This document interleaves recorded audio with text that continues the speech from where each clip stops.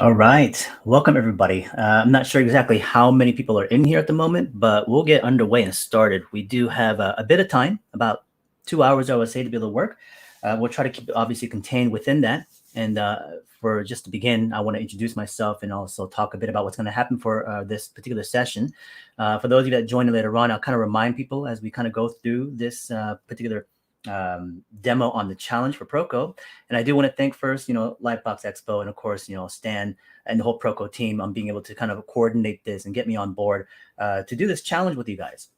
So of course, for me, I've been teaching mostly with my fundamentals in sketching and drawing for upwards of over 10 years.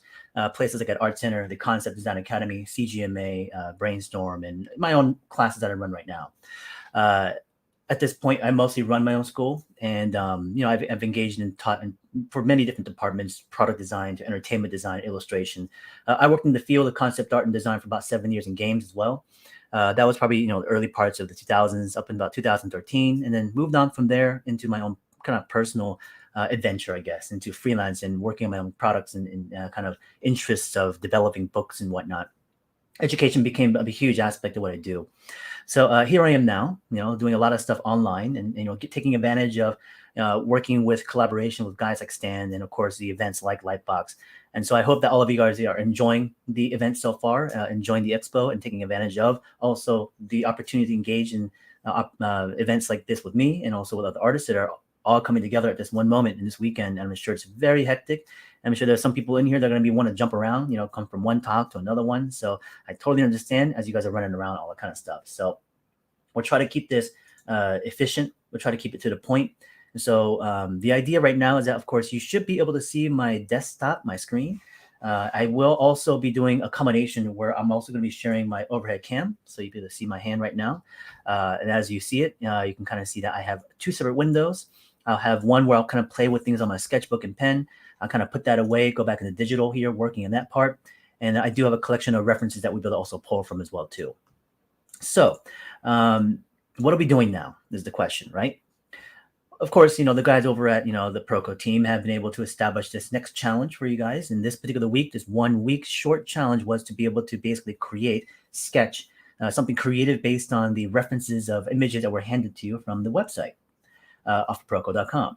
And, being able to see how well you guys were able to integrate and get inspired and pull from the images that you saw from referencing and applying it into whatever image you had. Now, there were certain rule sets in mind. And of course, I'm looking for things like, how well your creativity comes into play, your technical skill sets, right? Your drawing skills, shape language skills, whatever case is, even storytelling a little bit to this degree. There are some people I'm sure that are also going to invest a bit on things like design process. Some of you guys may go directly into things like just images of a single illustration, but we might have others that do play upon an idea of actually solving, from one stage into another one. So as we're talking over here, I think I should be able to see hopefully a chat window. I mean, I do see comments on this side on the right on the I'm looking at the desktop on my upper screen right now. So hopefully if questions come in, I'll try to answer them as best I can. If there are certain questions that pop up and I missed them, I do apologize. I'll try to get back into it as best as possible. But for the moment, it's going to be a combination, in terms of me kind of working, sharing, talking. And so because we have 2 hours, we have plenty of time to kind of just really sit here and just mull over some of the information and how I would approach something like this. So the whole point of this, demo in this live stream is to assist you guys on, okay, you've gotten up to this point. Some of you guys may have even finished your work and submitted this stuff. Great. If you did, fantastic.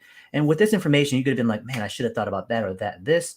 And don't worry about that. It's more of a sense of information that you can use then into the later future for your own creations, your own, images or stuff that you want to have for your portfolios or whatever the case is, even for just fun. But still, for those of you that are still working, trying to get all the images kind of wrapped up and to submit it for this weekend, this might help guide you a little bit and to give you more information and inspiration to think about how you might want to approach it slightly differently. I'm not saying that you should be starting over, but this is definitely something where it can hopefully guide you in a different pathway into the future also. From there into this weekend, I plan to review some of the work coming in. I'll try to see as many of them as I can. I'll probably only reserve it down to like maybe an hour or two of just like feedback, kind of selecting and choosing what I think worked really well. And then you guys will see that at some point in the future. So anyways, let's just take a look at first what we have in reference imaging. And this is what I've gotten over from the Proko team. I haven't selected any of my own references. All right. To kind of help set this up, the idea is first that the images and references is going to be used by most, if not all, artists. All right. To some degree, at some point in the process of them creating something. And you might imagine, of course, even say in argument or in counteraction by saying that, hey, there are a lot of other artists that don't seem to use reference at all. They just go straight into the image and draw things or create stuff and paint things, and it doesn't seem like they need them. How is that happening, and how do I build that kind of skill set? And it also definitely comes from things of observation, the repetition of constant study from the drawing, from the painting, and looking at multiple things, whether like form, shape, color, value, texture, storytelling, cultural history, research, all those elements. So you see some of the images right now. And by the way, this is my first time seeing these images. Okay. So I didn't come in here trying to do this whole preparatory demo to be like, hey, okay, this is what we do. I'm going to kind of knock it all out. Something like this is not always very easy. Okay. And that because it's not easy, it's nice to be able to see someone struggle also. All right. And you might assume like, oh, but it seems like you would know exactly what to do with everything. But it's like, well, I could run into problems also here. I can try to create something and attempt it and maybe not really coming out the way I want to. And how do I solve that? How do I get over those hurdles? If it was a preparatory version of like a video or a pre-demo that I had done, you kind of don't necessarily see the actual inner process of actually kind of overcoming those situations. So I didn't want to do that. Even though they had let me know that, hey, we're going to send you over the reference images. I got them, but I never opened it. Okay, so it's only right now that I've opened it, and I'm now starting to see the collection of images in front of me. So this makes it much more challenging. I think also much more entertaining in a way. And it's also, who knows what's going to happen on the page. Whatever I create here, nothing has been planned out. All right. So we're going to be doing a combination first is by looking at the images. And as I look at the images, we're going to go to paper. And when I go to paper, I'm going to study some of these drawings. I'll keep the references off to the side of my desktop, and I'll be drawing on paper with this window with the camera above me. The reason I'm going to draw on paper is to be able to basically study the information I have in front of me. Some of the stuff I'm familiar to already, other ones I don't know. And so I want to be able to extract information, not to study to draw the thing I'm seeing as a representation, but an extraction of information of data to be able to use in other forms and other ways. I'll also then talk about, the things that you might want to, what you could have done differently in terms of how to approach this idea of using reference. Many of you, more than likely, as you got the reference pack from Proko, saw those images and started selecting. Oh, I like this thing here. I like that thing there. Oh, this animal, this creature, this reference is whatever image of information that's being thrown at me. You're selecting a few pieces here and there you feel like you like, and you're just literally grabbing that information and bringing it down to your page. So it could be things like the pose, the camera, the literal subject of what it is. And as you take that information, you take it one-to-one. Now, I don't tend to do that. We'll do that first for study. Okay, for just understanding what the subject is. But once we go into the actual creation aspect of it, I don't use the reference as a way to say, that's the pose, I'm going to draw exactly like that. It'll give me the idea. I can adjust and move things around, maybe a couple of adjustments of the posing, maybe the camera shifts a little bit. Obviously, the actual proportions, the forms and objects, which a lot of you guys are probably doing, would be done as well too. You'll see it as we go along, and I'll talk about it more in detail as we continue on. Okay, so here, as we go into references, we have a tank, obviously. I don't know what model of tank this is. From what my best guess is, it feels really familiar. It kind of looks like this tank that I've seen before. It looks almost American, but definitely some of the details in the back end, the shape language on the front end turret seems somewhat familiar, but it may not be. It might be European as well, too. But again, I don't know all of it. So at this point, I'm just kind of assuming. And so if I wanted to know more, I'm going to want to research this. So the other things you guys could have been doing here is that as the image is presented to you, you look at it only for as visual information. And the only issue when it comes to referencing of visual pictures and photographs that you can find online is that it's limited in its context about what it is and where it came from and how it works and just other sorts of information of motion and movement, right? So all I can see is just what is presented to me. Now, if I wanted to know more, I'm going to want to research it. But then, of course, I don't know exactly what this tank is, right? I don't know the model number of it. I don't even know where it came from. I can guess the timeline being the 1950s or something like that, right? 40s or 50s. But anyways, then I'm going to keep searching on. And if I then have some curiosity, I'm going to want to actually go and search for this stuff. Now, there are a few names. I can see the name of the actual title. Here's an Angkor Wat stone face. So if I said, oh, that's cool looking, interesting reference. And if I want to know more about it, then I'm going to go research it. So this is not the idea of researching more images to give you more visual data. You have enough visual data already. I mean, of course, you can find different angles of views, and that's appropriate. But I'm also looking for information about the back history, the culture, the timeline, even like the materials. What do they use? What kind of stones? Some of that stuff you may not have direct correlation to the image that you create, but it's still information that I want to know more about to help me to, get inspired to move forward in these things. So let's keep searching through. We have just basic, medieval knight armor, some nice shapes, forms, and I'm also then looking for something that kind of stands out at me, because I know there are also images here that are very commonly used. And this is also one of the issues about finding things online, because as you search for references online, you start to then find similar things that other people are using. Here's one of the problems about this challenge is that all of you, whatever number, it could have been 10 people to 100 people, everyone's using the same reference collection. So the chance of overlap and coincidence of actually producing something similar is very high. So to avoid those clashes of similar image making and design, you can be presented with this stuff. Like I said, deeper research can help have a better understanding of that subject, which can help. The other part, of course, is to avoid certain, images that are going to present, themselves very commonly. Now, in this situation, you can't really change that because what you're given is what you're given.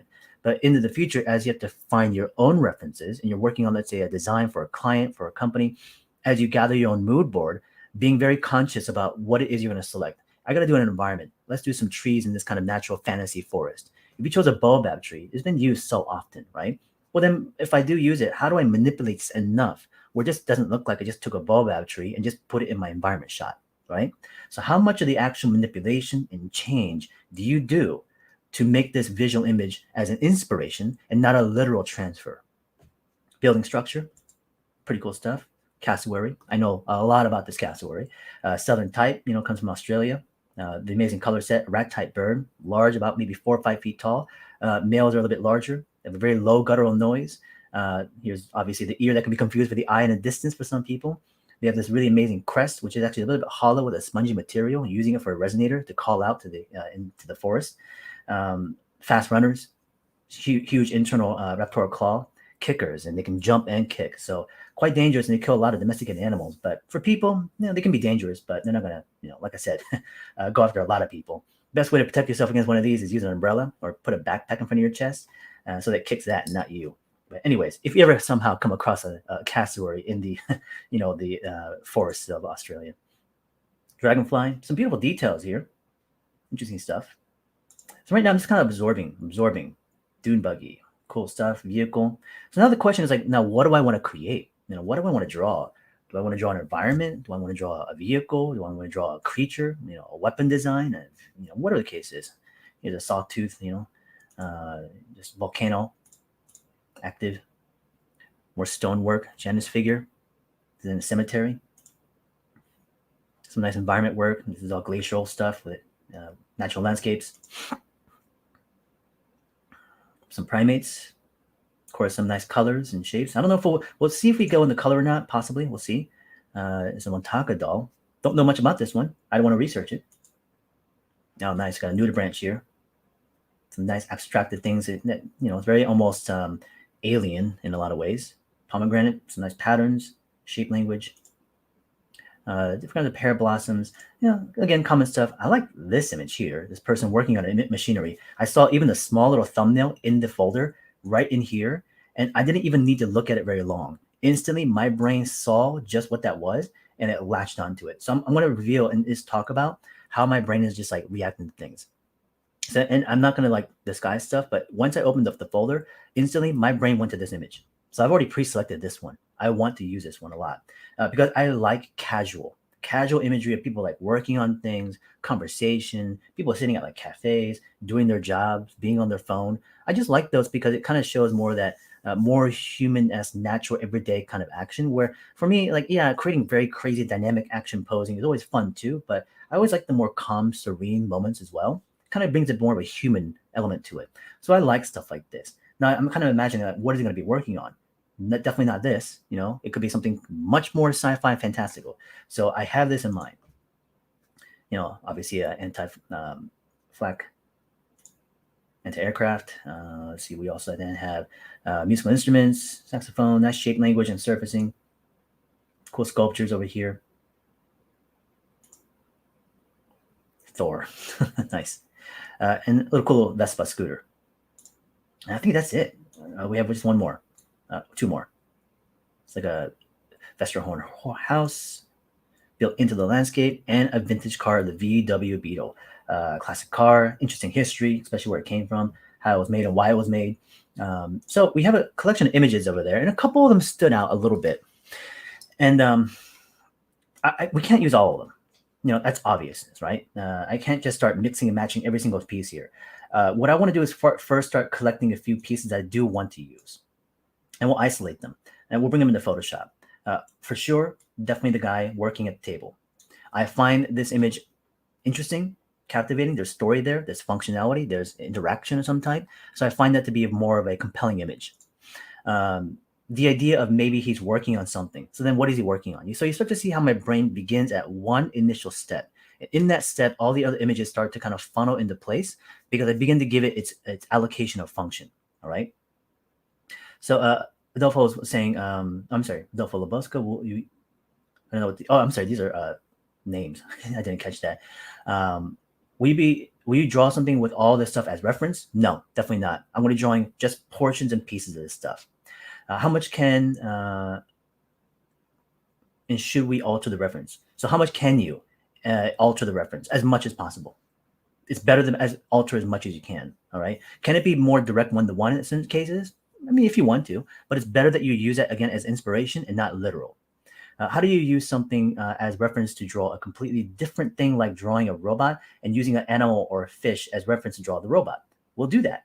Okay, so we'll do that with this one because I actually want to create some kind of mech design thing. So we'll definitely bring in elements of the tank for the armor set and the shape language from this one. So I'm going to bring this in.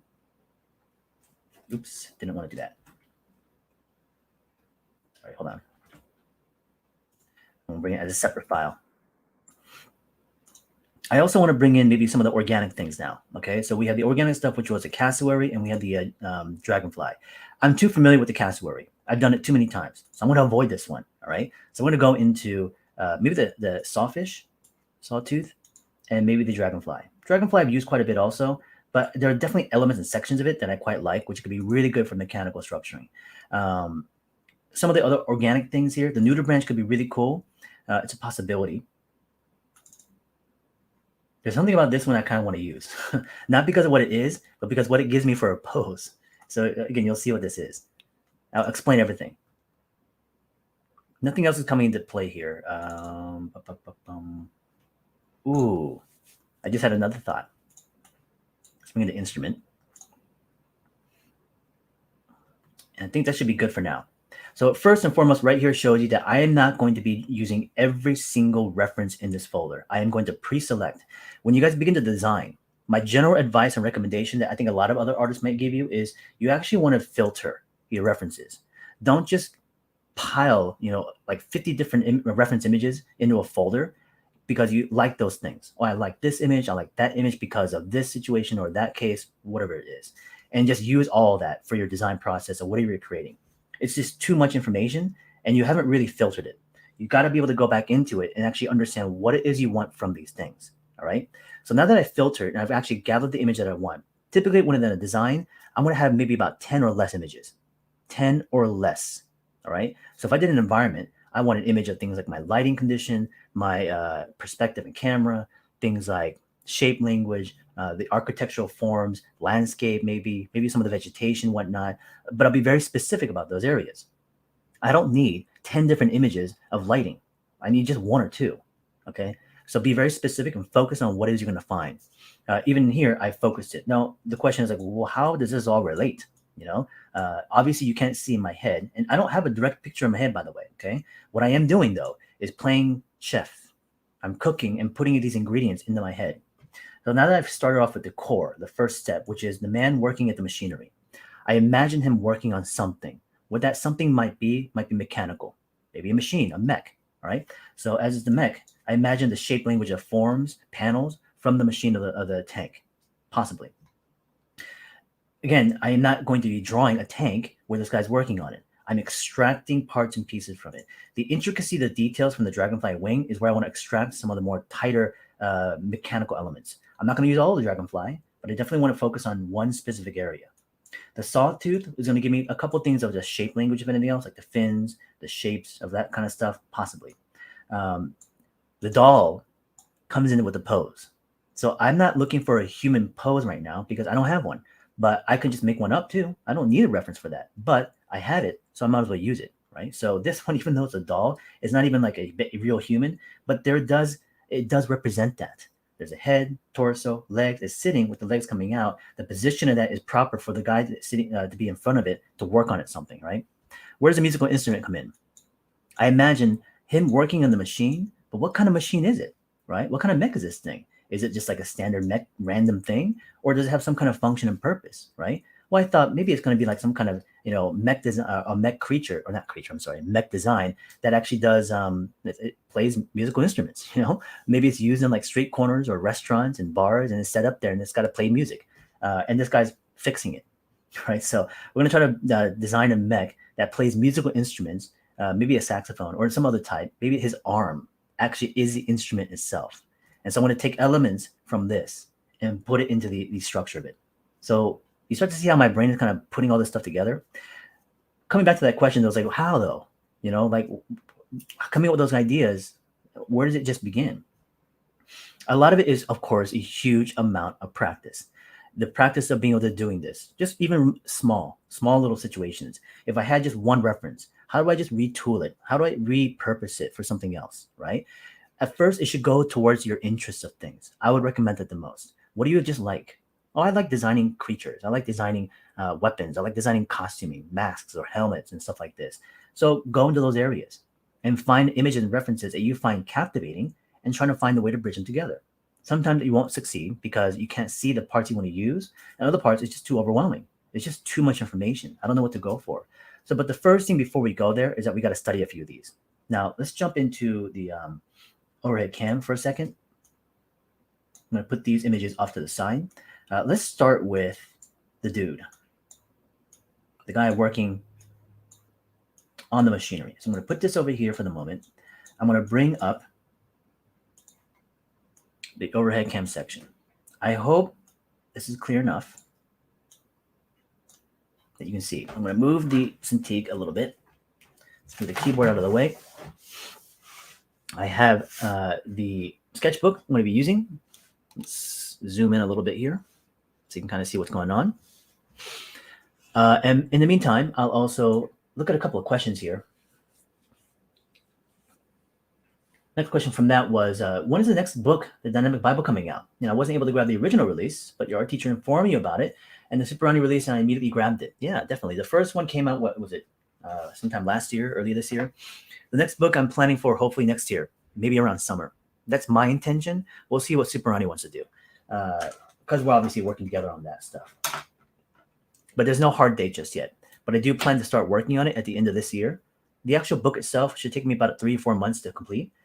Design-wise, it'll take about another month, and then the actual, going to the publishing, printing, everything else will be the beginning of that year. So I'm hoping maybe Comic-Con next year will be the time. So we're about 23 minutes in, so we should have enough time to kind of go into the sketch now. Now, what I'm doing at the moment, let's focus a little bit. All right, is I'm going to focus on the image and photograph of the man working. Now, what I want to do first is just get a sense of what's going on. Sorry, I don't know why the camera is freaking out a little bit here. All right. Let me just make sure I square this. And let's just study him a little bit. And let me hold on. Let's just bring it over to this way a little bit. What I want to do first is, by studying, is to just sketch him out. Now, a lot of you guys may assume you just have to go in there and just start drawing the details. But no, I'm actually going to go into the process of breaking things down, just like I do in dynamic sketching. Here's one question, though. Do I literally do this in my own work? Do I actually go in there and break down studies and stuff like this? And I'll be very frank and honest with you. I don't. Okay, I don't. Not with my personal work, not necessarily. If it's for client work, I would go through the process of finding reference images, gathering a few of them, mood board, maybe study a few here and there, and then pass it over to them. But for my own personal studies, I would not be doing what you're seeing now. Okay, but I do it because I want to show you the approach to this in ways if I was in your position. All right. So I'm gonna go in there and first just kind of study this guy in terms of just opposing the angle. I'm going to just look at this one first, just as the way it's set up. And just approaching it to just simple forms. Torso as it comes down is just the upper part of the body. Here, just incorporate where the shoulder goes down into the elbow with the cross contour coming forward as it moves down this direction for the forearm. As a quick sketch, this has to have no,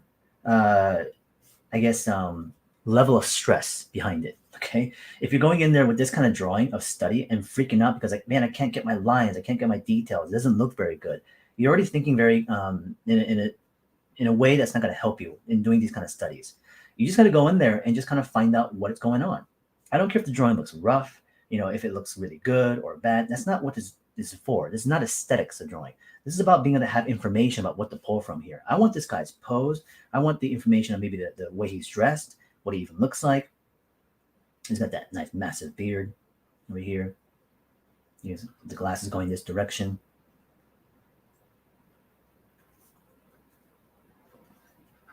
As we start to get down into the hands, I kind of have him leaning a little bit too high up, so I'm going to actually have him coming forward more next time. So I add little notes like this. Forward, lean. I'm going to actually go all the way down and also draw in the rest of his body. I don't know what it looks like, but I'll try to assume based on my understanding of human anatomy and also just placing in things like, the perspective of the camera. So let's put him in there for now. Let's have his hand come out like this and whatever he's going to be working on. But you know what? As I'm looking at the reference shot and I look at this image, I studied it. I want to bring him more forward, but I don't like the position of it. I want to actually show more of his back. So I'm going to turn him a little bit more. So let's do another one. A little bit smaller this time, though. Let's put his back to us like this. Actually, let's make it more forward, lean. So using the reference as inspiration of the pose, I'm going to alter the camera, put his back to us. Actually, let's turn it this way. Arm comes out here, hand comes out this direction, working on something. So now I'm going to put his legs coming down this way. Shapes, forms, cylinders, circles, lines. You don't have to move as fast as I'm trying to go for right now. The idea is to just get comfortable, study, just start to understand what's going on. Okay. So now that I have that information there, he's gonna be working on something. Whatever that is, this is the temporary, element. Whatever that's going to be. Okay, so that's that information. That box right there already gave me a thought about the mech design. Initially, the mech design I wanted to do was very kind of humanoid, but I want to use that pose from the doll still, but all of a sudden, this kind of gave me a couple different ideas of the mech. By the way, I keep saying design, but I want to let you know first, is that we are not designing right now, okay? We are studying to then create. What is design? Design is a form of problem solving. You're presented with the task, okay, we got to problem solve this function of this mechanical thing, this organic thing. I don't know what it looks like, but here's how it works. So then taking that information that's been written down, I then research information about what it could look like and then solve out the solution of the visual by things like silhouettes, the detail drawings and more variation and exploration to come to a conclusion that we would all agree upon, saying that that is the best solution visually for that thing. Right now, we're just creating visually. That's it. There's no story here. There was nothing as a prompt. It was just saying a challenge. Here are the references, draw something. So there's no actual design process. It's still a problem solving as a visual creative drawing, but not a design, right? Okay, whatever that's going to be on that side. So here's the guy. I actually want this position right here. I think this is going to look good. Initially, that was a pose that was coming from the reference. He was more leaning forward, but I think that one is the one I'm going to go with right here. Shot-wise in the sketchbook or dimension, I kind of want it as portrait, like this. Beyond that, let's keep sketching around some of the other areas. Let's flip it to a different reference photograph. Let's go back to Photoshop real quickly. Let's pull up something else and study different sections. Let's not go to, let's go to the mech thing part. Let's go to the dragonfly. On the dragonfly, I'm going to extract something very specific. Let's just do initial study first, okay? So let's go to the top of the head, line, section out, thorax, down to the abdomen, this direction. head section is up here as just a basic round shape. Let's do the thorax in between those areas where the wings are then connected to, going this way, that way, and that way. If you put too much also high value into this drawing right now, you're going to feel very nervous about messing up, about not making it look very good. Your expectations are now kind of kicked up, and all of a sudden you feel like you have to perform to make this appear like it's going to be used for something in a high sense. So letting that part go can be very difficult, because I understand that when you guys put pen to paper and you start drawing, you actually want it to be something good. You care that much. And I'm not saying that you should not care, just start scribbling away, but there has to be mindfulness, but also intention of what it is you're trying to do in this first place. What are we trying to go for right now, right? We're just trying to understand. We're just trying to figure out and problem solve. Question right now is, how did you turn it? How did I turn this figure, right? Well, I had the initial pose that I saw from the reference. And using that visual information, I understood what the forms of these parts were. The torso to the head, to the limb, down to the legs. And even though sometimes I didn't literally draw them, I can understand that I can take a cylinder and position it in a different angle. If I said, draw me a box, okay, that looks like this. Now I said, now turn that box in a different angle of view. You might be able to do that, right? Oh, I can turn it down going this way. Now the idea is that the objects that we're drawing are combinations of all of these type of primitive forms. So if you understand the primitive form of these different sections of the part of a human being, and then I said, now turn that, you might be able to actually visualize what those parts look like based on its primitive. And yes, I added more information to it, but still, I understand that all these parts are cylinders. There was a cylinder here, and I transfer that cylinder to that angle of view afterwards. Now, this is also not very easy to do. It takes a lot of training, which is a visual training exercise. You look at one object, you understand its primitive form, the breakdown. That's the class that I teach, dynamic sketching. It's all about how to observe, break it down to its fundamental form. Then with practice beyond that is to then take something like this and alter its angle, because you don't have the reference shot of this person standing like that. All you have is that one image that we just saw earlier. So then if I said, I'm going to use that reference, and most people are going to be then locked in on that. Because I can't see the other shot, I only have that one reference. I'm going to use it the way I'm seeing it. But what I'm saying is that's only inspiration, and use that to inspire you to then draw, obviously, to create, to study, that is, and then being able to then use it in different ways. But to do that takes additional skill set. So this is where then taking a lot of drawing classes, understanding your human anatomy, basic forms, perspective, right? Proportioning skills, muscle memory skills, all those things of different classes that you would take, going to places like at Proko or through my classes or other schools like Brainstorm and CDA or CGMA may help you. Even going to like local college you might go to, or whatever the case is. Could you learn this on your own? Going to things like, tutorials and books and stuff like that? Potentially. There's no reason why you couldn't. It's going to be longer of a road though, because you have no one there guiding your hand a little bit. And you need someone to kind of assist you in terms of directing what's working, what's not working, give you the feedback. And so that way you can start to make the choices appropriate to your strengths, right? I hope that answers your question. Let's do some cross contours on the abdomen. I'm focusing on this portion here. I like these technical details. I want to put that somewhere like in the joints and the arms and limbs and the neck. I don't know exactly what that part really is, but I'm going to extract it. Let's push it over this way. Let's look at the reference again. And if you guys want to follow along, by the way, please do. If you want to just sketch and draw a little bit here. If you have the other references in front of you, please use them. Another question, what is the best practice to do daily in order to learn how to put objects in 3D scenes like in a comic frame? The daily kind of practice that you should be doing is building forms, drawing boxes, cylinders, different kind of objects in different angles of views. They can represent the things that you might see observationally. So if you took like, let's say, basic objects around your house, use them as still life and turn them around to be able to build your visual memory, visual vocabulary of what those angles would look like. If I said, draw me a toaster, you said, okay, I can draw you a toaster, right?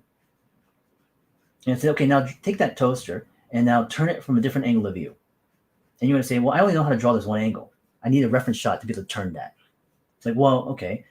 If I said, if you don't know what that thing looks like from that angle, then go find it. Then go look for it. Okay, actually, now I see the photograph. Oh, and now the actual toaster looks like this from that angle. Now, this is obviously a much easier kind of a understanding, right? Here's a little chord and stuff like that. But the idea is the same, is that if you don't know what the angle looks like, you can't just assume that you should just automatically know. Go seek it, go research it, go find that image, go find that reference, go look for the actual thing, and then observe it, right? You wanted to ask about some of the other, as a question from Jagadu Rohin, which is, you'd like to ask about some of my other hobbies, see what else I'm enthusiastic about. That's a very large question because I have so much interest. I could literally speak for hours on just the things that I like to do. But I'm not going to do that, obviously. But I think it does pertain to what we're doing right now. And I'll just start it with just this one thing, okay? The one enthusiastic thing that I have in terms of a hobby that I have is photography. I love photography. So literally on Monday, this coming Monday, I'm flying to Africa. So I'll be flying to Kenya, and I'll be out there for about 10 days in safari, traveling with a couple of other artist friends. And as a small group, we're going to basically go around and observe animals. And right now it's the peak migration in September of all the wildebeest, zebras that are coming up north from Tanzania up into Kenya. So you're talking about millions of animals. This is a wonder of the world that's going to be happening. So I'm going to be there observing this whole thing happening in front of my eyes. Now, I've been to Africa 2 years ago, and it was a very eye-opening experience. I loved it. It was amazing. And so I wanted to go back. And of course, this year we're kind of still on the fence, and we're kind of waiting back and forth to see if we wanted to travel or not. And at this point, we're just like, you know what, let's just go. So we're all vaccinated. We're going to get our tests. We're going to get our vaccines for other things in Africa that we need to get. And we're just going to head out and just, hope for the best. Hopefully the travel is smooth. But, I'm signed up for it, and we're heading out. So that'll be a lot of fun. But again, that's something I'm hugely enthusiastic about because I love observing nature and the world around me. Right now, I'm just taking the detail aesthetics from like the dragonfly I'm seeing. I'm not drawing it one-to-one. I'm taking parts of it and just kind of moving things around a little bit, just adding parts, just random little kind of shapes and things. I just want to see what can happen. I'm playing what I'm doing. Now, if you don't do this kind of sketching at all, which is to sit and just to have fun and play with drawing, then you're kind of going about it all wrong still at this point, okay? Because right now, again, you take things way too seriously. How does that, all the anatomy work? How does the perspective work? How you're setting up so many rules about what it needs to do properly that you've lost the ability to just sit down and just doodle because it's just fun to do, regardless if it fails or not. Now, I understand that you can say that, but what you're creating even as a doodle, you seem to have full control over. Well, that's just experience. And I get that the frustration is very real, that you can't sometimes just sit and doodle and draw because what you then produce, you're not satisfied by. You don't like the way it looks. But that shouldn't still hinder the fact that you just enjoy being able to discover. It may not work all the time, but that's something you have to kind of wrap your, or change your perspective on in terms of your mindset, is that actually you're never really going to be fully satisfied. Even after 20 years of doing it, you're still going to be like, well, I don't like this, I don't like that. And if you hold on to that kind of mentality, everything that you produced, and even if it was really damn good, and somebody was telling you, man, those are some great sketches and drawings, all you'll see is what wasn't working, what you don't like about it, what was frustrating.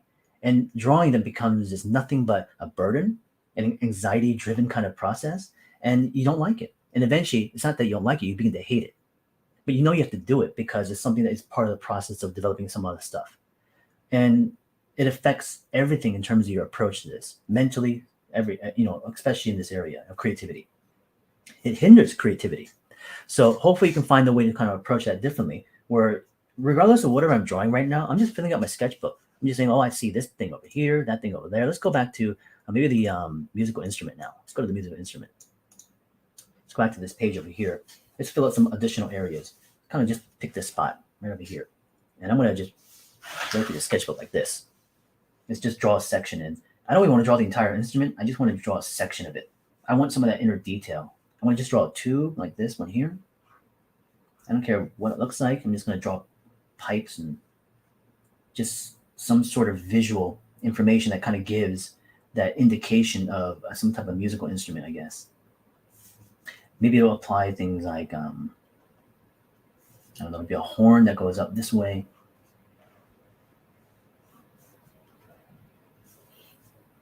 Just create some additional shapes and pieces that bridge and migrate different areas.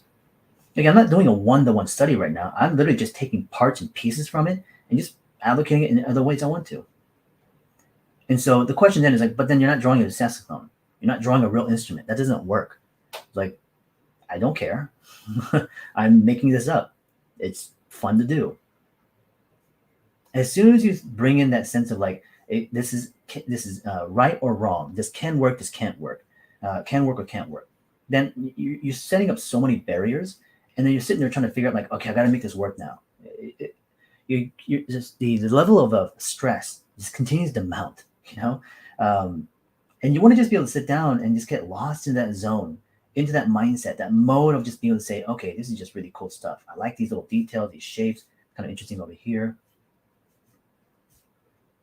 Let's just see what happens. So does that mean that this is something that you should have like right now? The ability to just sit and just doodle, sketch, have fun, that kind of thing. I mean, you may not be able to, because of all the many things that we kind of mentioned. I mean, first thing, maybe you're young, maybe you're still training. You're just trying to understand the things you're trying to go for. And yes, the frustration, as I said, as real as it doesn't go away overnight. And you're still kind of battling with these things. So as you continue to do so, and you start to mature, you start to understand more of the things you're trying to go for, it starts to clarify. It begins to become more of a sensitive thing that you become aware of in the moments that you can now bring yourself into. Okay, let's see some of the questions here. What are the most common perspectives for concept art briefs these days? Back, top, side, or isometric? What are the most common perspectives for concept art briefs? If you're talking about like environments and stuff like that, well, again, it kind of depends on what you're trying to say and storytell wise, right? And also the kind of work that you're doing. It's not kind of situational at that point. I was mentioning this earlier in a class today where we have a couple of students that are working in my design class, and one student is doing an environment, but you can look at it in two ways. Is it an environment design, or is it a key frame? Is it a production shot? So if it's an environment shot, then the perspective should really display the design of that interior or exterior. You can still have story in terms of the culture and the elements of what's going on, but I'm not focusing it to like a character, right? It's the environment.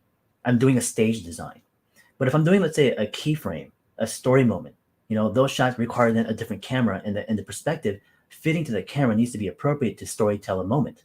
So is it of high drama? Is it something of conflict? Is it something of like an open field that you are trying to create this sense of wide breadth and kind of I don't know, some sort of a relaxing state, I guess, So then the personality or the storytelling and all those elements of the characters inside of it might invoke all those things. So then there really isn't any like a common perspective that you should be thinking of. It's all dependent upon what thing that you're actually creating, then using the perspective to back it up, right? It's a tool. That's all it is. Well, we have that piece of the instrument over there, different sort of things that are being extracted from. I want to go back a little bit and add to these drawings just a little bit more. Let's go back to that one guy here. And I kind of want to do a bit of a larger study in some cases here. I want to go back to the guy's head a little bit closer. And I'm going to slow it down a little bit here. And I'm going to try to draw other portions, like his ear is going to be over here. He's going to have a pair of glasses on.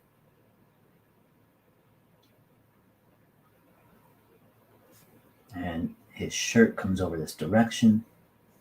Looking at the reference again, you can see his short haircut. Doesn't have a little bit indication of hair on this. His beard that comes up here. Just an indication of hair, a slight amount. Then his headpiece, trying to find maybe some of the patterns.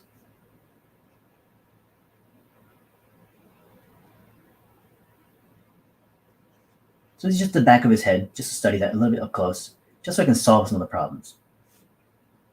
So right now, this is a place where you want to actually find the solution to things, right? How do I draw this thing? How do I approach that thing? And what is that going to look like? Quickly, roughly, or more specifically. So now I have a page just filled up, okay? I haven't obviously figured out everything just yet. I don't know exactly what the mech design is going to look like at all. I have a couple of studies over here. I think I'm okay with the sawtooth. I don't know if I'm going to use them or not. I hold on to it for now, but to me, it's kind of more of a floater in terms of like if it's going to be used or not going to be used. For sure, specifically him. Oh, the tank. Yeah, the tank. I don't want to draw the entire tank. I just want extractions and parts of it. Let's stay on this page for now, though. Let's keep drawing around it, actually. Sorry, this pen is a little bit dry. I actually want to go back and just kind of, sometimes I like even just some of the old drawings that we have on here and just kind of add a little bit of clarity and control and just to keep working on it, kind of get lost into the drawing because it's just fun to do, even though it's so rough and, just a study.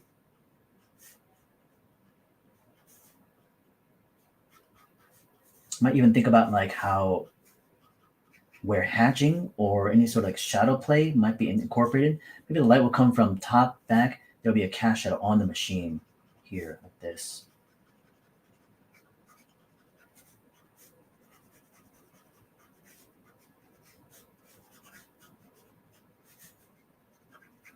There's going to be a shadow on him on this side, down this way.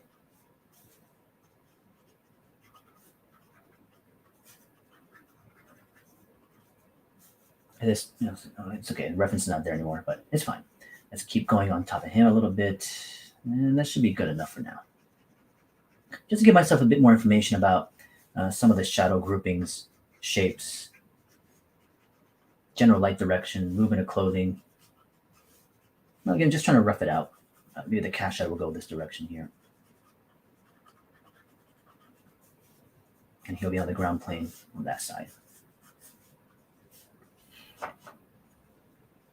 Let's go back to that tank. Another question. Do you ever feel like you're hitting a plateau, as an artist, even with your experience? If so, do you move on or deal with it? I don't think I've hit a plateau. I don't think I'm hitting a plateau either. Every year, I feel like I've grown in small increments, not large jumps, not large leaps, okay? So I look at stuff from last year. I feel like I can draw it better. But it's not even only technical. So when you look at this stuff only as a technical means, like, okay, I'm getting my lines better, my details better, my anatomy better. There's only so much growth per year you can get. It's usually very, very minor shifts, all right? But there are other areas that are going to be happening in growth that you have to look at as a way of getting past your plateaus, which is the mental aspect of it. How do you feel about drawing this stuff compared to what it felt like before, right? Before, it felt like a struggle. Man, I didn't know exactly what I was doing. It felt so difficult to even just visualize it. Does it feel slightly easier now, right? Maybe it does. And if it does in that situation, I think it's great because you've now improved mentally. So you fortitude yourself in that way. So the growth happen in different sections and areas in which your process continues. Yes, most people look at it mostly from the visual standpoint. What I'm drawing needs to be better. But you can't only look at it that way, right? How do you think of it? How do you feel about it, right?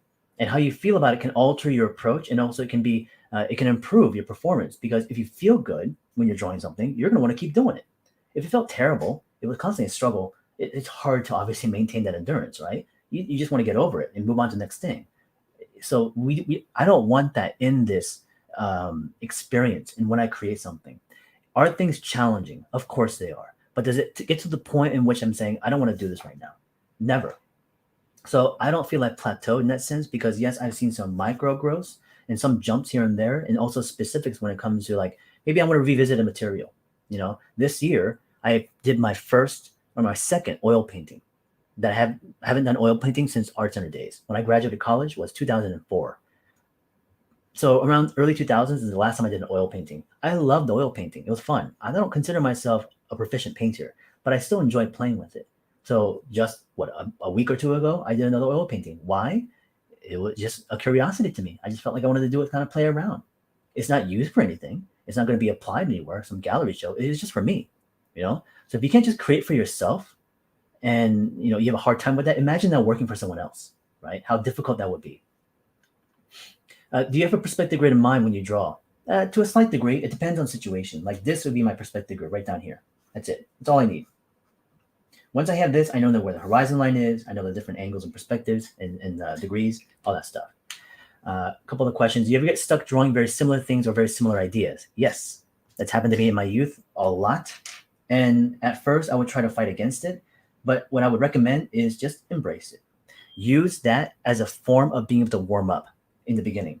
So when you know they have to perform in something else, I got to design or create this illustration or whatever image I got to go for, and it's somewhat of a challenge, you can't seem to sit down and just do it, The best thing to do is just first get warmed up by starting something you know very well and begin that. And because it's like, easy to do, quick to kind of apply, and it's fun to go for, it might help you stimulate on the idea of getting into the mindset of moving into just working now.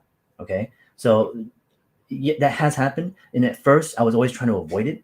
Oh, I don't want to draw that same shape again. I don't want to draw that same thing again, right? But instead, I used it. Can you ever expand that, or do just? Okay, so hopefully that answers your question. Any advice for learning faces, and secondly, also gaining likeness would appreciate. So, um, structure. I mean, of course, Proko. You guys should go to him because for things like portraiture, things like anatomy work, Proko is going to do it very well. I know my anatomy well enough, but I'm not an anatomist. I don't know every single muscle and bone in the human body. I obviously took a lot of classes on that, but that's the thing about this: is any format of classes that you take, do you think you can actually learn 100% of everything in that one session or in multiple sessions? Do you actually think you'll use 100% of that in application to the things you're going to do? And I'm going to tell you from my own experience, I haven't. Okay, so I did learn and took classes on anatomy, focusing on every bone, muscle, labeling things, drawing them and rendering them in pencil and color pencil and that kind of stuff. Perspective, taking classes, perspective multiple times, going through the iterations of all the big 3-point cities and whatever the case is.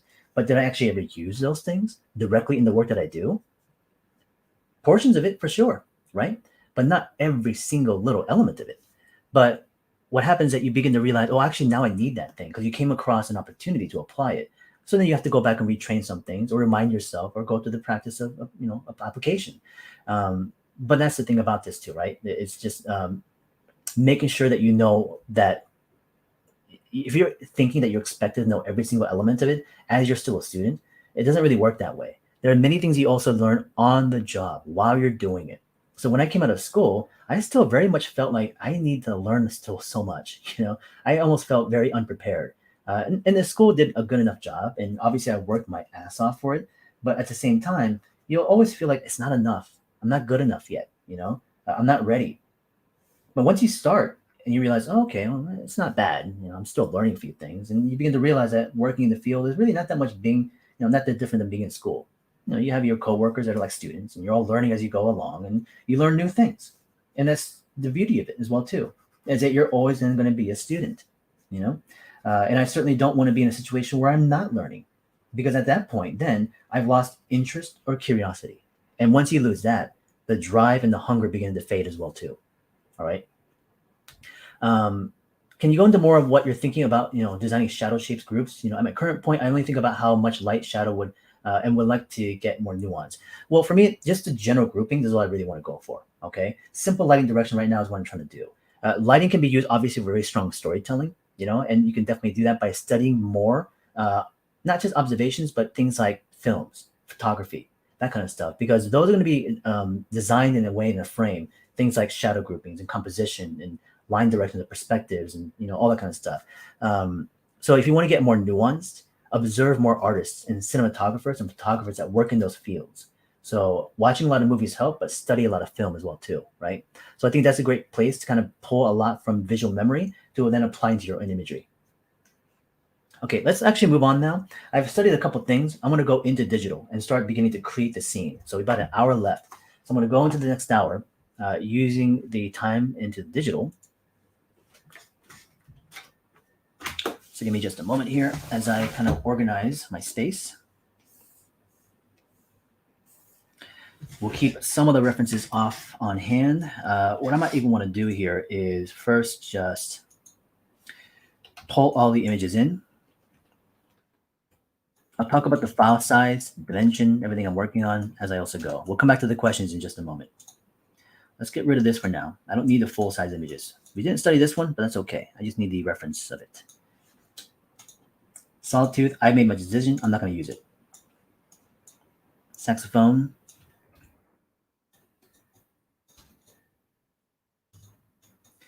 Dragonfly.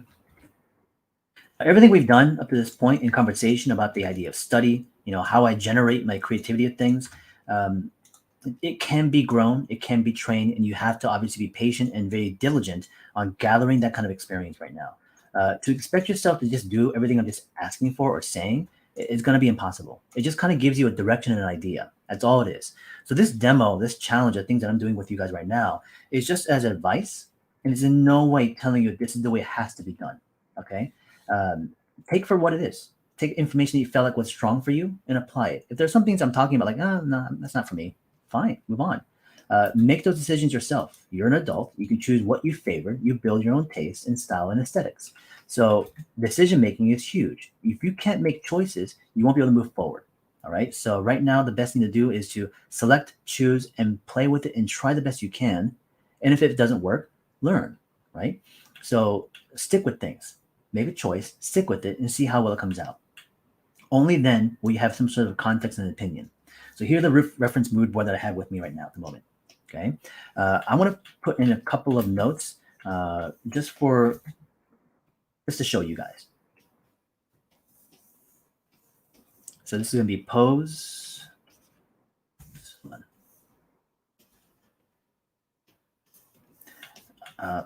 Form, language, function of mech. This is going to be details. Mechanic. Just quick little notes, just allocating what these images are for. Let's take this image and new file. I'm going to be working 8 by 14, 400 resolution. I'm going to flip this into a portrait, and I think it's going to be a little bit too vertical, so just crop it down a little bit. Let's go down that here.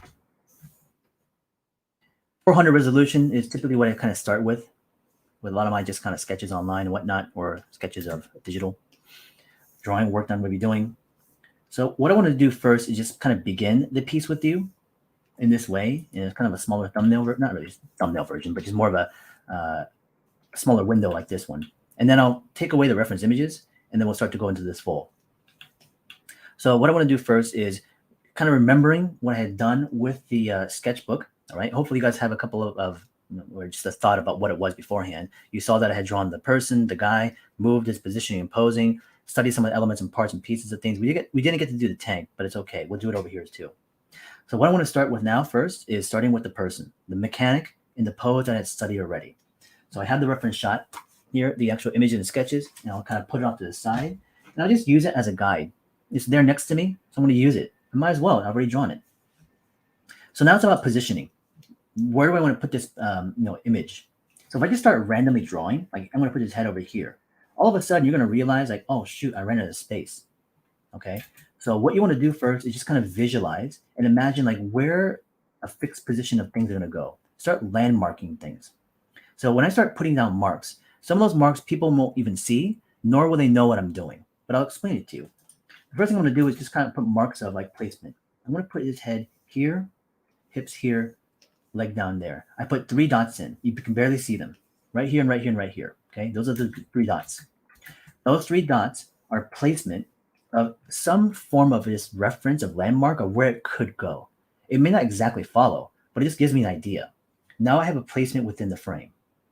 I know that the figure is not going to come off the page. It's going to frame it entirely in that section. So let's now begin into it. I'm going to begin starting off with I'm actually going to start with the clothing here. I'm going to go into the head. And I'm going to have the reference off to the side, so I'll still look at that. And as you'll notice, I am not going to be building shape and drawing inner lines. I've already done this. I've studied it. So let's now go into it. And now knowing what I've drawn, I'm going to go straight in and draw this thing out. Now, this is me doing that. I am not saying that this is the process in which you should be doing. But this is just like the way I like to draw. A lot of stuff I post on social media, the things I do for myself, I tend to place, images that are sketches and drawings of studies that are more directly in there, right? And why do I like doing that? Because it's fun. That's all it is. It can be challenging, of course. So here's the guy's head. There's a beard coming down this direction. He's going to be leaning forward a little bit. I'm going to give him a bit more of an arch. I'm going to place in a couple more landmarks. Landmark there, here. So his Shirt's going to come down this direction. Let's give it a fold in this area. So of course, the idea of things like, well, I still need more references. I don't know exactly how that shirt's going to buckle and fold and bend. So in situations where you're working on your own things, for sure, look for them. It's like, I don't know what that looks like. Well, they'll go and find it. Recreate it if you have to. Well, I don't have a reference shot of this exact pose. Well, then pose it yourself. Take your own photograph. Find out what that looked like. Find a long shirt, put it on, take a photograph of it, and see what happens in that lighting. So instead of just trying to make it up, so am I making things up? I am using the fundamental skills that I've built up over the years to apply into this right now. Okay.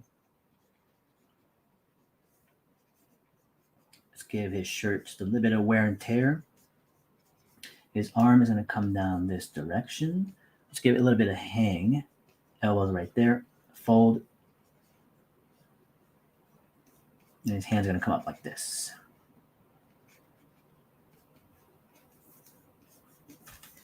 As it does so, let's have his legs coming down. You know what? Actually, I think it might be kind of fun to have him even sit. Let's change it. So initially I had to study with him standing, but now that I look at it, I kind of like the way it's posed, where maybe he's sitting on something instead. Now I didn't get to study this thing, but it's okay. We can play with it and see how it comes out.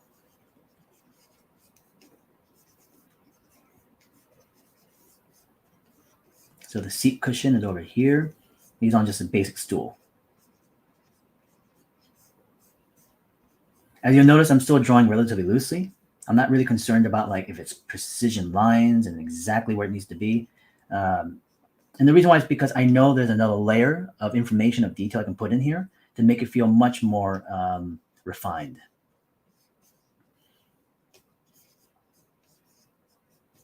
Just kind of grouping the details of the folds of the clothing down below here, opening this back space up a little bit, and I'll throw in a couple lines to break up the space.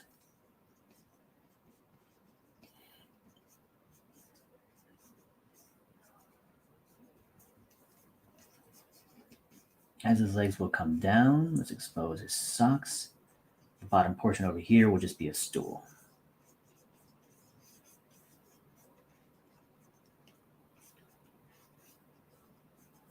Again, all this stuff I'll start to refine and clear details as we come back into it. Other leg is going to come down this direction over here.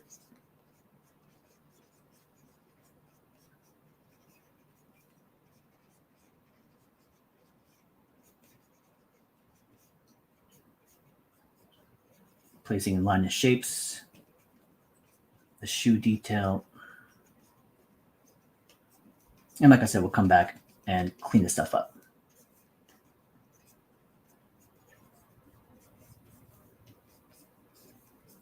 So I'm going to go back up here and start to work on this mech design thing.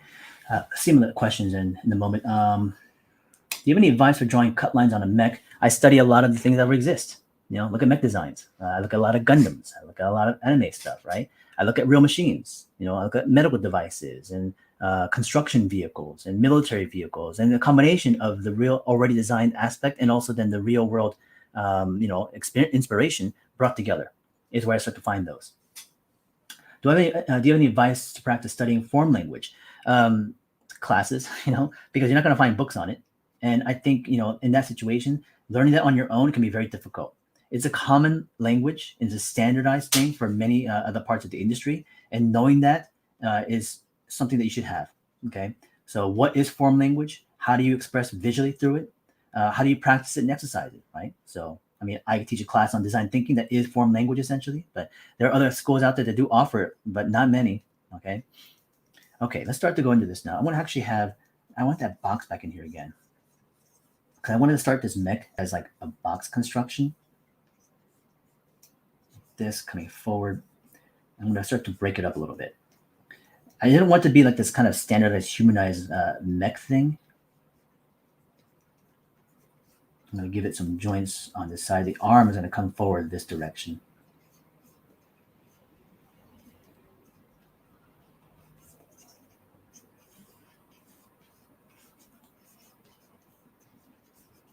Joint over here. And this is not going to be like a very kind of pretty looking, robot, it's gonna look very beat up, almost as if it like works at like a jazz bar and it's been used too many times like a jukebox, and it's been like kind of tattered and worn down. The instrument's gonna be on this side over here. And it'll have like a saxophone arm. And with the back of the head on this one, kind of like a little round head or something like this.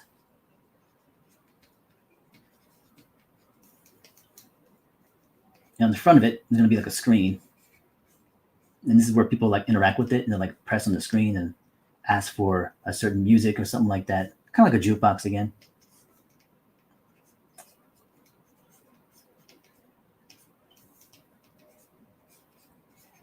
Obviously give it a hand. The other arm is going to come up this way. Just to shape. I'll add in those details later on. I still do light constructions like this because it gives me just understanding of placement, where it goes.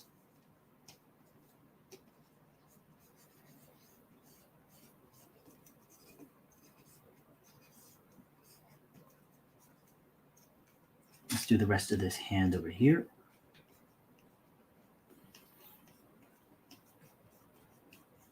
And we'll mechanize those parts in just a moment. A couple of questions. Any tips on getting better at expression in drawing and movement and pose too? As I said, a lot of it comes from observation and study. Look at the real world. You can't just make it up. I mean, you could if you understood the human anatomy and form really well. And you're able to move it and manipulate it as a puppet in your head, but not everybody can do that. And you can't just start that way.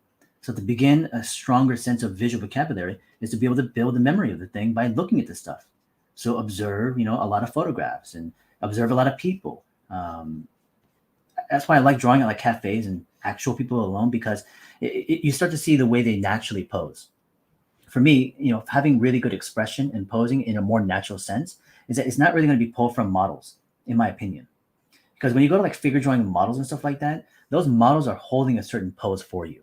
And they're going to hold a pose that's going to be something that's going to be relatively easier to hold within a certain amount of time. And, they're going to be also playing up the drama or the effect of it, right? They're kind of acting it out. But in a natural setting, if someone who's just actually having a conversation, maybe they're having a heated conversation, what's their body language like? How do they move their hands? What's the position of their body? Are they standing and sitting? What about if they're just on their phone drinking a cup of coffee? How does the body actually sit? The gravity of it, pulling it down. You're not going to be sitting like all straight back and kind of doing that kind of stuff. Maybe somebody does, and maybe they're kind of a bit more rigid, but other people are going to slump over, right? Kind of like hunching, that kind of stuff, right? And so that really adds, it's more human-esque like elements of the naturalness of the design or the look of the figure and expression. So observe the real world. Let's put the lower portion of the leg down here.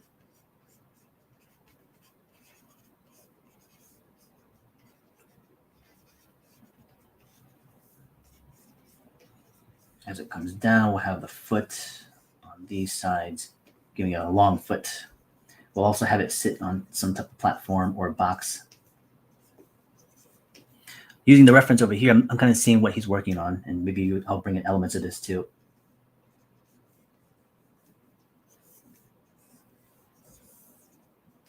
Here's just a platform in terms of just giving ourselves a sense of a perspective grid. Horizon line is going to be about up here, maybe a little bit higher.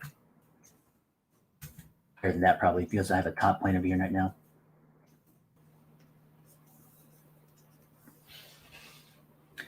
Question here, which is, do you zoom in much, if at all, when you draw digitally? No. I notice you haven't done it yet. Do you think it's important for people to learn to draw without zooming? Yes. Simple questions and a simple answer. Why? Because when you zoom in too much, you start to get focus and tunnel visioned to one specific area, okay? And you begin to start getting lost into those things. The best thing to do is step away, zoom out, and draw loosely and openly with big form and shape and lines. The dragonfly will start to come into areas of joints, joint sections. So right here in the knee is a possibility. I can see those kind of caps in there. The ankle section, elbow, fits. So areas of details, as I mentioned earlier.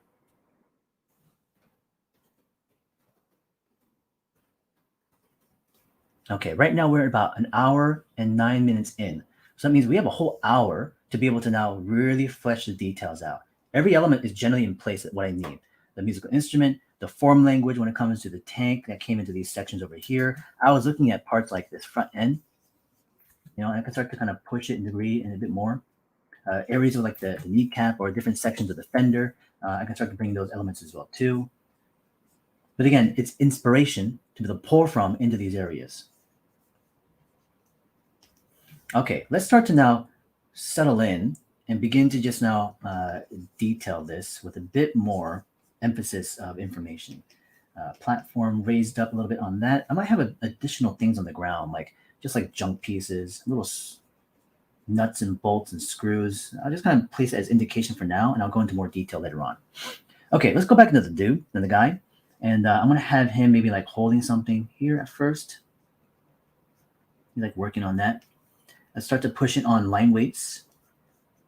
Begin to start pushing in on some shadow shapes. I'm going to have the light source coming in from this direction. Okay. So with that in mind, I'm going to start to group some shadow shapes here graphically. And I'll begin to use some hatching.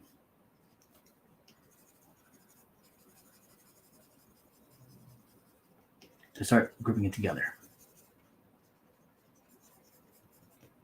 I might do a wash of color on this digitally. We'll see. We have enough time, so we'll see where we go with it.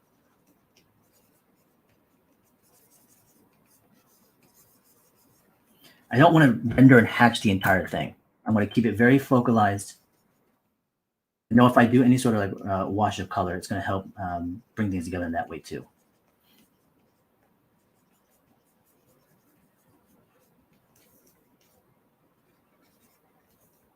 Into the guy's beard, a couple of dark spots here and there.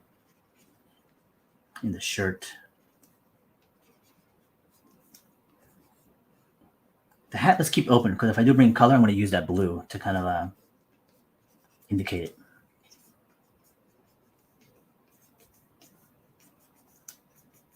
Then a bit of hatching around some areas for softness, blending.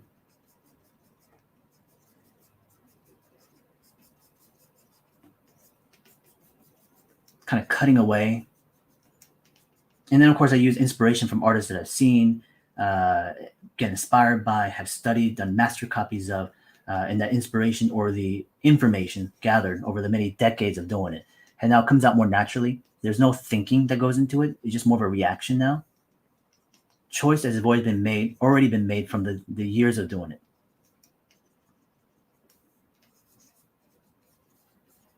Let's see some other questions here. Curious about, oh yeah, the dragonfly thing. Curious about how do you balance out all the 3D construction with 2D graphic read? Well, it's easy to get lost into construction for sure. And that's why you have to experience the study-based part of the drawing a lot. What I had done prior is what's going to help me be able to actually construct less because I know where certain things are.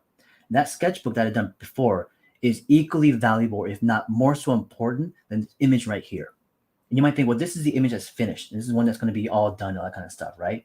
But the thing about that is that the sketch that came from the sketchbook is really the more valuable aspect.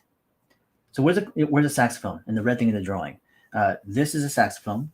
The red thing is the pose of this, because I noticed the head, the torso, and the leg that are bent right here. I literally use that pose for this. When you start to think of it as more of a literal connection to the reference, again, same thing. That's not the way reference should always be used. The idea is to use that as a way of inspiration to say, okay, that's really cool posing. Even though it's not human, it's a doll. But I still saw that, and that initially was what I thought of to do this. I didn't make up this pose in the moment. It was already decided upon by looking at the reference shot. The saxophone to be here. The musical instrument's on his arm. Sketchbook, right there. Yeah, transitions of planes, definitely. Hatching, cutting away.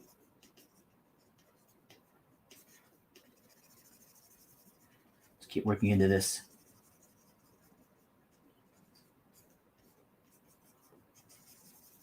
Hatching directions are kind of dictated by sometimes a form. So if I know the form is going to be a cylinder, I can understand the way it turns. overlaps, natural overlaps from folding of the fabric or the skin or the muscle or the flesh, the mechanical details and how they overlap on top of each other and how they move around the structure, right? So the hatching can be decided to move around in that way.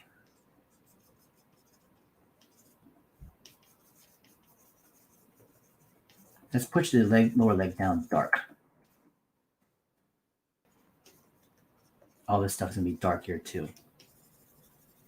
The thing about this is that one of the earlier or lessons I had to learn eventually more, and I'm still trying to do that really hard now, is it's so easy for us to get lost into the details, and we want to detail everything. But some things just need to be dropped down into shadows or silhouettes and shapes. Because I could have just went in there and gone into the detail of all the clothing and the lower leg and whatnot, but instead I'm just going to group all this stuff together into just shadow planes. And so in your mind, it's screaming at you, saying the details, you know, all that stuff. But sometimes you got to just go in there and just block it all in.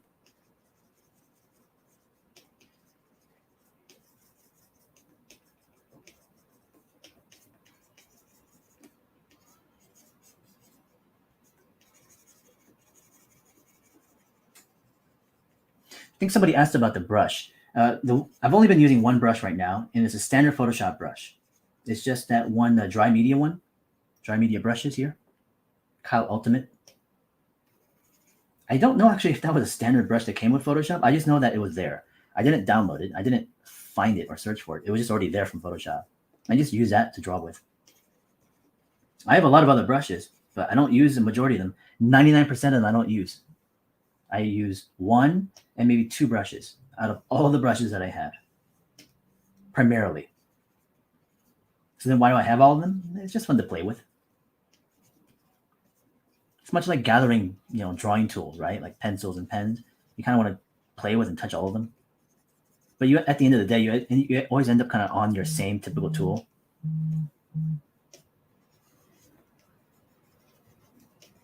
Kind of ratty stool coming down.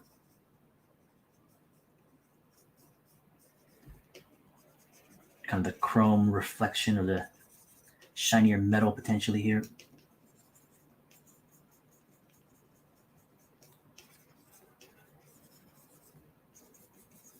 Bottom of the heel kind of filled in. All right, zoom out a little bit more. Come back in a little bit. We're not going to zoom in tightly. Let's go back up to the top of the head, bring just a bit more hatching into the hair, just to show the flow of the movement of the kind of short, fine fibers of the hair itself. Adding a little bit more complexity, a little more detail. All right. I'm going to push that line weight around the guy just a bit more to kind of help offset and overlap, separate from the mech in the background. So into the mech now we go.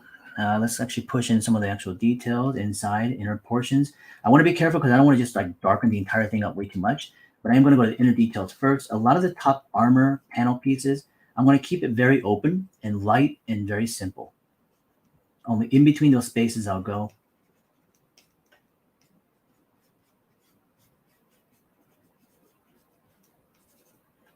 And I'm only going to just either rely upon the references that I have and my own visual memory. Okay, the things that I've gathered in my own experience over the many, many years of just drawing and just pulling from those things as part of the visual.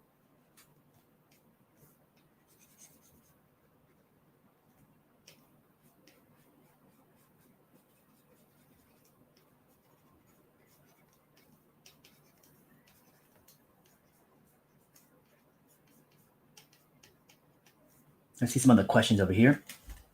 Looks like we got all of them. Great. Well, I hope you guys are finding this informative. I hope you guys are finding it useful and helpful and towards, you know, how to approach a challenge like this one, on being able to use references, the mindset that goes behind it, you know, some of the just information that we're just discussing in a conversation. But in any case, you know, I hope you guys have the good luck towards being able to finish the rest of it. I'm looking forward to seeing some of the submissions and how they turn out.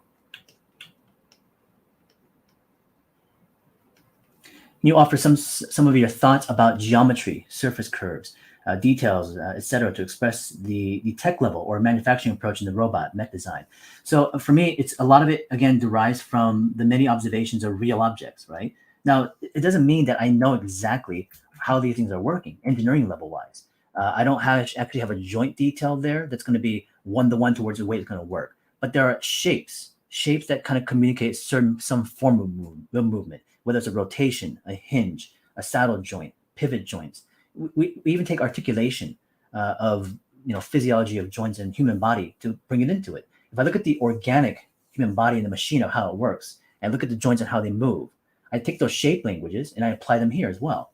The inner details, though, these kind of things inside right here, I'm going to pull a little bit from the dragonfly a little bit here, but other things are just random details of shapes. And I'm trying to go for some micro, smaller elements of shapes to kind of bring in a bit of noise, but it's just random. It's not necessarily really functional things. But could I, though? Could I be looking at real machinery, wires, and all the kind of inner components and pieces? Absolutely, for sure. And that will, elevate even its more of its quality. But sometimes we have to kind of resort to what we know and move into it. But the more you research, the further you'll get. But I think, for me, it's pretty much a huge portion of what I tend to go for, which is a lot of observation still, pulling from the things that I know of. And then, of course, the added information of referencing to help support some areas of things that can be hard to solve. Again, this is all random. They're just shapes and things. I'm literally just doing this, right? Just kind of putting together, shapes and details and kind of going in there, darkening in between spaces up. That's all it is. Am I using opacity pressure? So the brush right now is at 100% opacity, 100% flow. But there is pressure control behind it. There's a little bit of texture, which is why I like it. I don't like super smooth line. I like grain. I like texture because when I draw on paper, there's also texture, right? Even with pen. Whether it's a little bit of dryness to the ink. And by the way, JP, welcome, man.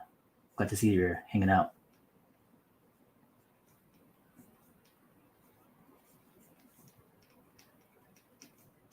All right. So let's continue working our way down. We're going to go into this arm now, which is where the musical instrument was. And we have all these like little, bars and sections. I'm going to continue looking at the instrument itself. And it's so intricate. It's so detailed. Hopefully I can just extract pieces of it.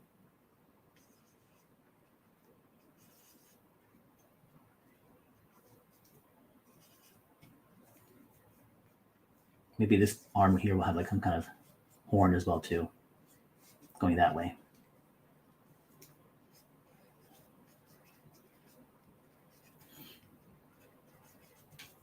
So once we get this to a certain point, of certain details and whatnot, what I'm probably going to do is do a couple of washes of digital color. I don't want to make it super colorful, but I hope it will help support this a little bit. I don't want this to be like a super dreary kind of mute scene, but maybe that could also be kind of cool too. But either way, we'll see. The inner part of the saxophone. I can start to see the way the reflections and stuff like that are happening on the musical instrument.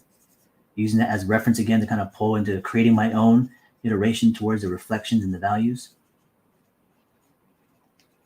Kind of imagine this machine having a lot of like copper on the structural forms and like the body paneling being just a bit of a like a lighter color, or like just a white or something like that, a little bit of rust and stains and dirt, kind of thing.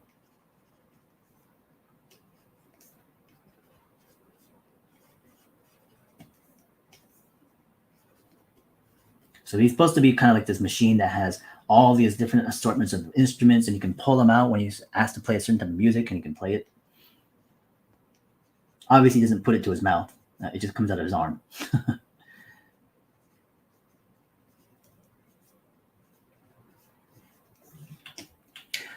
Question here is, would using a fountain pen achieve the same goals as felt tip pens in terms of dynamic sketching approach? No, because the fountain pen requires more pressure control. And so to build that pressure sensitivity, using a different tool set at first, where if you're not very sensitive to it, you could potentially break the fountain pen because they're much softer in a lot of ways. The metal can bend and you would need to hire somebody to potentially fix it. With the felt tip pen, though, it can take pressure a bit better. But also, if you do end up breaking it, you can just replace it. But with the fountain pen, if you do spend a good amount of money on some of them, you want to make sure that your control of muscle memory is more attuned. So using the other tool sets will help you practice on that muscle memory skill.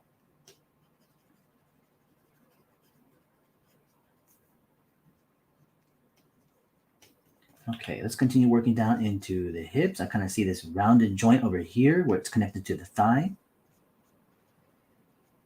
Kind of imagine it as a rounded kind of circular joint structure. And yes, I'd be looking at actual robotics also, by the way, the Boston Dynamics stuff and like the recent one from Elon Musk too. That could be a good little inspiration of a mech design that you can look at in real world situation.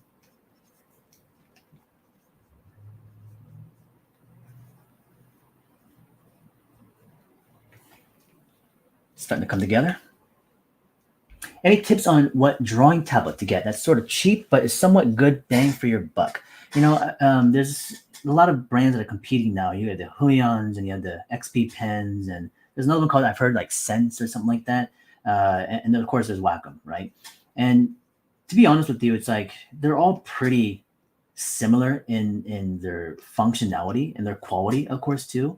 And there are some that are much cheaper. Would I recommend Wacom? I mean, if you have the finances and if the interest of using those tools, I mean, I wouldn't say don't do those things. And they're all great.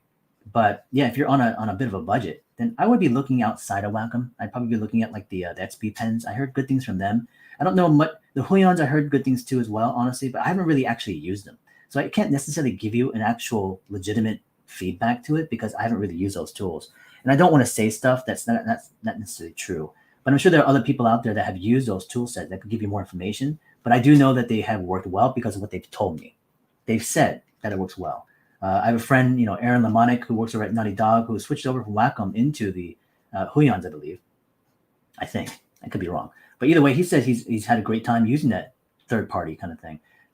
He seems to like the driver better. The actual functionality and the quality of it seems to be relatively the same. So, but if you're looking at Wacom, I think some of those smaller 16-inch like tablet or Cintiqs are pretty good. But then of course, just the tablet itself, the Intuos. I mean, they're going to cost what, $300-$400, which is a pretty good investment. But those kind of tablets, to be honest with you, any brand should be fine. It's the one that are drawing, like the drawing screens, the Cintiqs, are the ones that you have to kind of be more, I guess, aware of because the price discrepancy is quite large. Because I'm using the Cintiq 24-inch touch, which I love. I think it works fantastic. I really like it. But for a young student kind of growing and learning these skill sets, it may not be the most appropriate in terms of the finance part, because this thing is like over $2,000 or something like that. Whereas, the Huyons or XP pen is a similar kind of thing. It's not going to be the exact because I think some of them, I don't know if they do touch or something like that at all, but this Wacom version does do touch.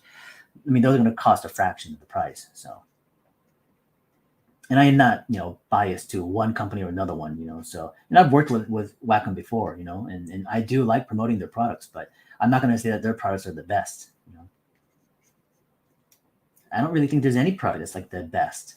It's just more about, what's available to you and what you can afford, and just use it the best you can. Really, at the end of it. Do you incorporate studying the works of artists you admire into your daily routine? If so, would you recommend doing the same sort of studies you did at the beginning of the stream? Yes. So in terms of applying the study portion of it, for sure. I think it's a great habit and practice to do so when you're beginning to just learn your process. I know it's tedium. I know it can be boring sometimes to keep studying stuff that you've drawn before or, drawn dozens of times. Well, draw it more. You got to get into that part of just mileage. Figurative stuff, mechanical things, animals, landscapes, whatever the case is. Now, it's not to be so diverse, and maybe you are more focused and specific to the subject matter itself, and that's fine. If that's what you want to go for, then do it. But the mileage has to be there, But beyond that, though, in terms of like studying artists, I do still do that once in a while. It's not so regimental or educational in terms of its like homework type study. It's more of a case of an opportunity. For example, if I traveled somewhere, right? I went to a museum. I went to the museum. I found this artist's drawing or painting, and I want to do a compositional study. I will do that. I'll take my sketchbook out and I will study that artist's work. I'll look for their lines, their composition, their shapes, their anatomical understanding, or lighting, or whatever it may be, and I'll try to do a one-to-one. And sometimes it's just a thumbnail. Other times it's more of a larger piece. But I have done that stuff in recent times. Would I sit down in my computer and like look for artists' work and study them? Maybe for demo purposes on classes, but for myself personally, I've done so much of that. Right now, it's more about the application of it, if anything else. I want to use that dragonfly again now into this kneecap area section over here as it connects into the joints, giving it just that complex, intricate look. And even though it's not like hard machinery, it's all organic stuff I'm pulling from. In different contexts, it can feel very mechanical. I mean, it's a bug. It's basically nature's little robot, right? What I call it. Bugs are great inspirations. I have huge interest in entomology study, into marine biology study. Those two fields I find to be the most fascinating in terms of the level of just diversity of life and just the amazing functionality and the extremes of how animals in nature can really go in a direction, I guess. They're pretty amazing. The back leg over here is going to be a silhouette. I'm not going to put in as much detail. As I further get down, I don't want to just go crazy with every single part. I will darken the value if anything else, but I'm actually going to just group it together like this.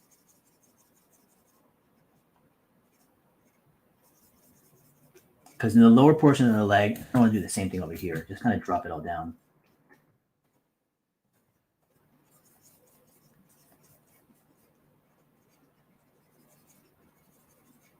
Now we are in the first official real day of like Lifebox. I know it's been kind of going on since Tuesday. There's been a couple of small talks here and there, but there's a lot of things happening obviously today, and of course the big stuff happening tomorrow in terms of the schedule. I hope you guys are all being organized in what you're doing. I will be part of the drawing jam later tomorrow.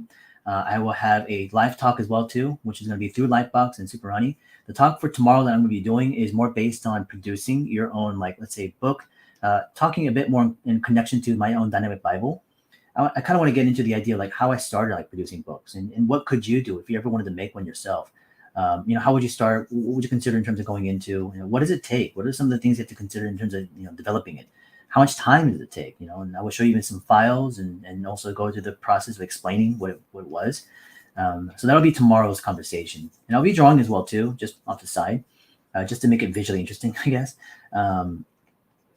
And then of course after that we'll have a drawing jam with the Super Rani crew. So I believe the people that are going to be joining us for tomorrow will be who is it? Nicholas Namiri, Kim Jung-gi will be there, Dong Ho Kim, I think one other Korean artist. I'll be there. I don't remember if Eliza was going to be there. I can't remember, but that should be always good, seeing a lot of the Super Rani artists come together.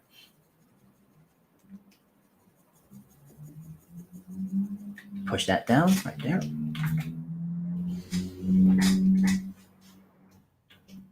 So you're saying that, because I draw from imagination, you only draw from references. What would you say is the first step towards drawing from the imagination? Well, if you're just joining right now, and if you haven't started from the very beginning of this, and if you have, obviously you saw the process of what happened here. I was presented references, and you say, I draw from references. Well, so did I. I drew from references on paper. And as I had done so, the imagination was fueled. The imagination was now being directed by all the things I was looking at in reference. Now, am I saying that that's something I do in every situation? No, of course not. There are many cases where I can just sit down and draw something like this, just out of my own imagination from the collected references of visual vocabulary of the many, many decades of drawing that I've done. So it's not to say that, you can't just automatically start imagining something if nothing is there. So I think imagination is always fueled, not just from only reference images though, all right? Because if you assume that just by looking at a bunch of stuff and studying and drawing it is the key and solution, it's just an aspect of it. The other parts that really need to be stimulated is the idea of living, just interacting, not just what you see, but also what you play with, what you interact with, what you listen to, the conversations you can have, a stimulus of talk, the social aspect of it, the smells of things, the touch of stuff. All those things are an application to, incorporating all that experience into visually creating something, right?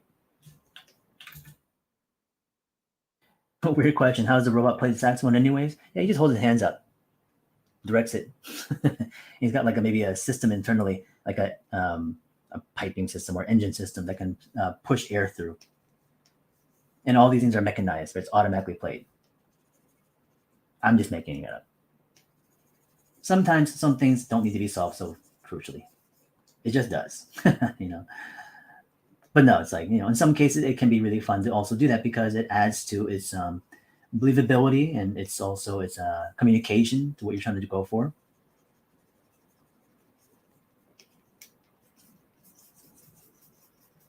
Here's a little box platform thing it's sitting on top of.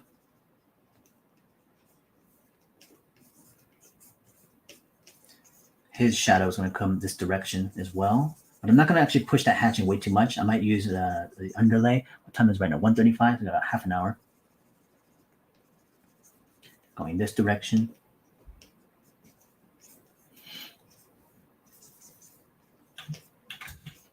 Does your hand ache when you digitally drawing details? A little bit. Not too much, though. The only reason why it would ache, and if it does, is because your hand is locked in a position for so long. Like my hand is in this position this entire time, right?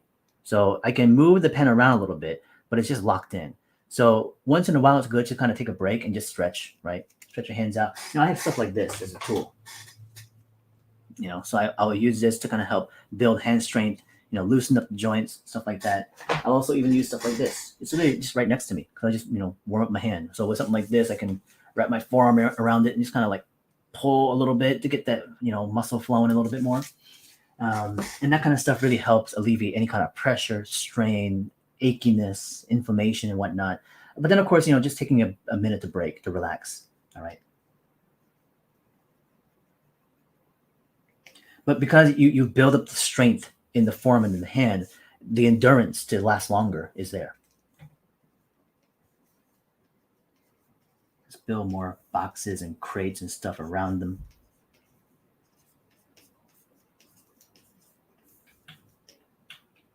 What size of canvas do you usually work at? This is at 8x10, I think, right now. Image size is 8x10, 400 resolution.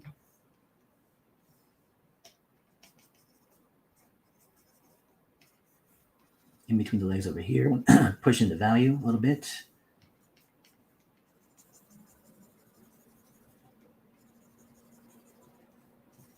All right. We are now coming to a pretty good level of line work detail that I just need to, you know, have. And then from this, I might go into a little bit of digital work underneath with color. Let's just place in a couple of bits of information. I'm going to throw in things like little casings, nut and bolts, maybe like cigarettes, cigarettes that he's smoking, or just trash on the floor, stains, cans, use like drinking stuff. It just kind of adds a little bit more life of this lived in feel to the environment just a little bit.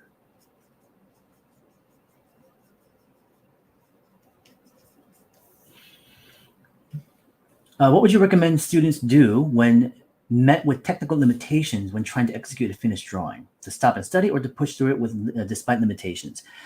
It's situational. In some cases, sometimes trying to push through to discover it, which you might horribly fail, maybe a possibility, but you might discover something along the way. So the idea is you don't go into the drawing to finish it to have this output or execution that is going to result in some amazing thing. You go into it with the intention of wanting to learn, right? And I know that there are some cases where the piece that you're trying to create here, like draw, it might be for someone else. In those situations, what I would do, of course, is study. Stop, study, really understand what you're trying to go for, and then start to push through it. But if it's for yourself, being able to just go through it, push through, right? Try to find out what's going on, really learn from it, despite your limitations and the possibility and high possibility of failing it, where it turns out maybe not as good as you want it to be from many aspects, the anatomy, the technical drawings, you know, the line quality, the value, you know, the composition, whatever the case might be.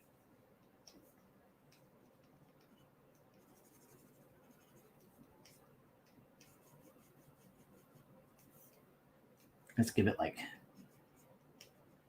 things like stickers on it, maybe like somewhat scribbled on it, little graffiti.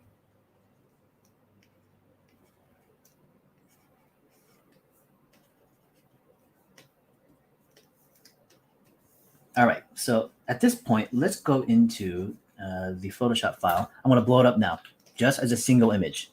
right? We don't need the image as a reference anymore. At some point, you got to be able to just also leave it behind, because we've done enough from the references. Actually, I could have moved on way beforehand, but we don't need all those images anymore. They don't dictate anything else that I want to push onto this image. This image is on its own path, and I will then choose what I want to do with it based on bringing my own ideas, my concepts, my own memory of things. The reference was only there to give me an idea of what I want to create. That was it. So into this is actually on the background. I should have put on a layer, but that's okay. We'll put this on a multiply layer. Let's have a layer underneath this one. And before I move on, I'm actually going to save this. I didn't even save it at all. So let's just put it on, let's just put it on my hard drive here.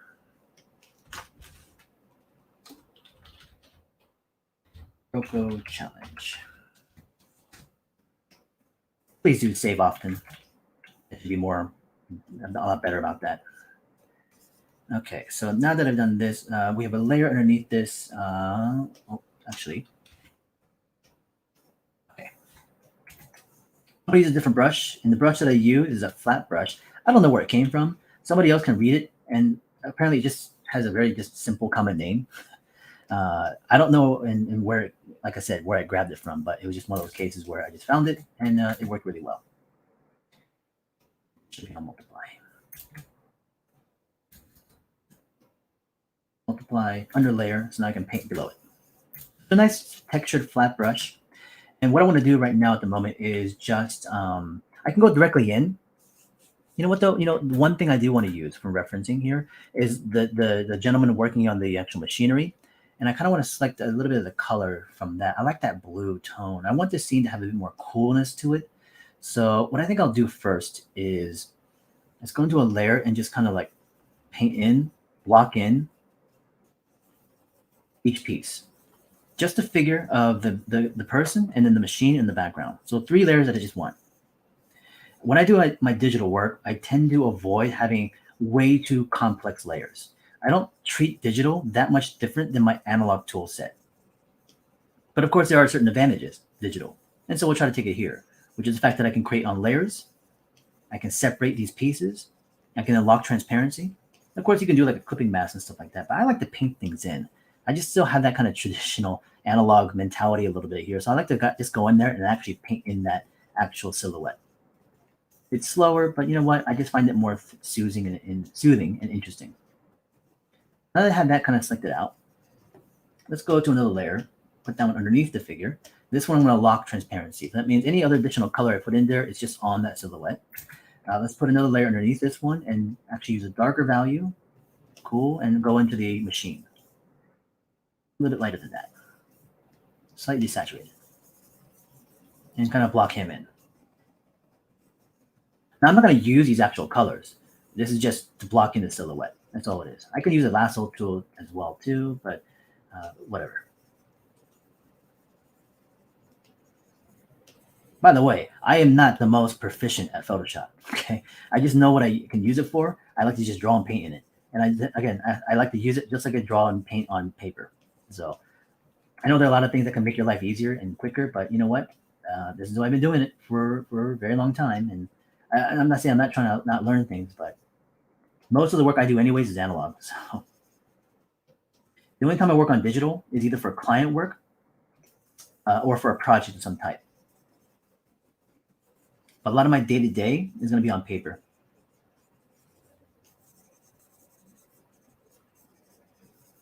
Okay, we blocked that in real quickly. It's rough. It doesn't need to be super clean. Let's go to the layer underneath it. Let's lock him in. And let's go to a different layer again. Let's try to change value slightly and just go into the background.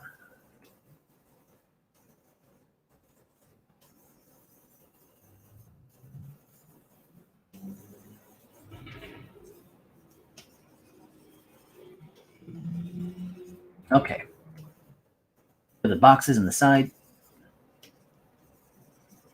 And we're going to be good to go. Now that I have that, let's go back into the main person. He's locked in transparency right now. And let's also look at a couple questions here. One question that just popped up. How does one even focus on 2 things at the same time? Switching targets of focus or focusing on the part where you will use other reference? in your experience, I just left it up to my mind. Whatever happened just happened. And in that, I discovered that piecing two pieces of information, the mind does it on its own. There's no conscious effort in it, only the will to do it, I guess. I don't know. What are your thoughts about this? Sounds pretty complex of a question, in terms of like what you're really asking about. It sounds like you're talking about the idea of integrating multiple subjects together, is what I'm assuming you're talking about. When you use the references and you're having one element and another element and trying to actually piece it in a unified visual, you're saying that in your mind it's being left up to you just to basically let it happen, and some things based on like instinct, but also because of the inspiration of the context of stuff you observe is going to be a part of that. The subconscious choices of influence have already been in there that makes those choices for you, right? And the more you have of that, it can continue to really influence the way things come together naturally. But the problem with that approach, though, is that you can then start to regurgitate the same approach, the same application. The combinations become similar, right? So sometimes having a conscious intention of effort to choose certain directions of different ways. And what does it come from? Storytelling, functionality, right? The project itself, what these things actually are and what they're trying to say. What do you want to express through these things? So based on that part of it, the visual information can then alter because it's trying to accommodate for that. Not just on what have you seen, what have you looked at, right? Let's go into a shirt and make it a little bit lighter. Kind of more of a grayish. Let's kind of fill it in. I just want to do washes of color with this one. I don't want to go way too complex with like digital painting right now. Let's just go and do a shirt a little bit.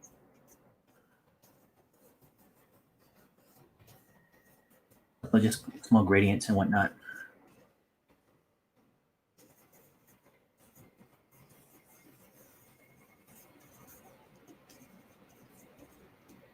I hope that answers your question to some degree. I could be confused in terms of understanding what you're trying to ask about from my opinion. So I do apologize if I didn't understand.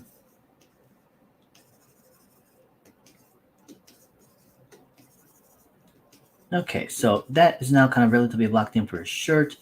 Let's go back and just kind of hit it a little bit lighter, just in the top. A couple of small little washes again. His hair having in the skin also too, just a light wash of that. And like a kind of reddish brown coloring of hair.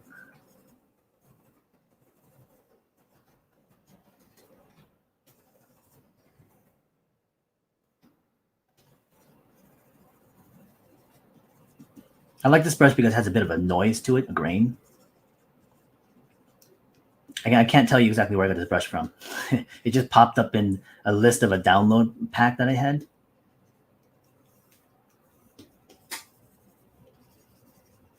Do like that blue patterning.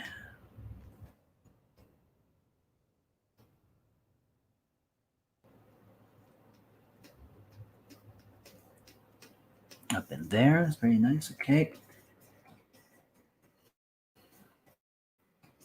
A lot of just shapes internally there. Let's go to the pants. Just make those darker value. I don't know what his pants are. I don't know what he's wearing. Let's just make him the kind of dark gray slacks.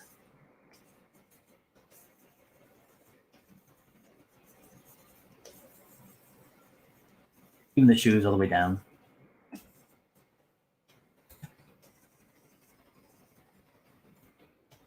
go back into the seat. Just use a dark value again to help it separate. I'll put a little bit of highlight on there for like the leather or vinyl.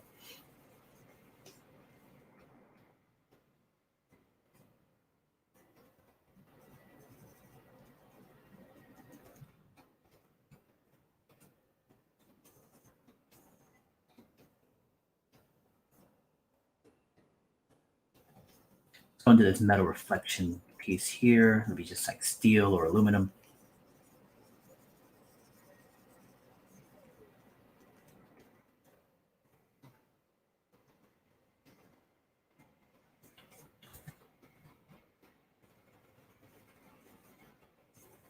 All right.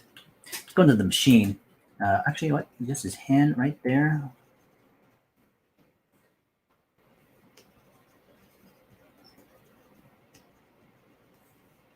All right, that's good enough. Let's go into the robot. And same thing, I kind of want that copperish. You could do a color selection from the machine, the reference itself, but I'm gonna kind of match it as best I can here.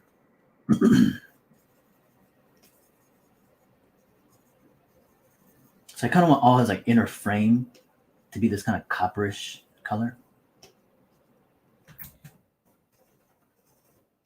It's creepy, I guess, in a way, huh? Like golden robot.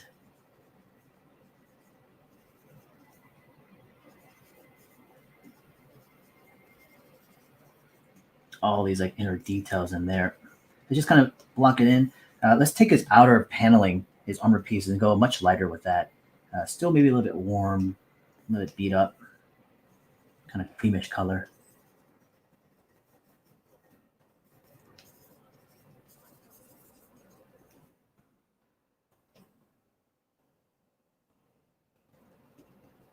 The helmet, top of the palm, maybe at the fingers as well too, potentially in between. And that kind of like orangey color for the in-between joints.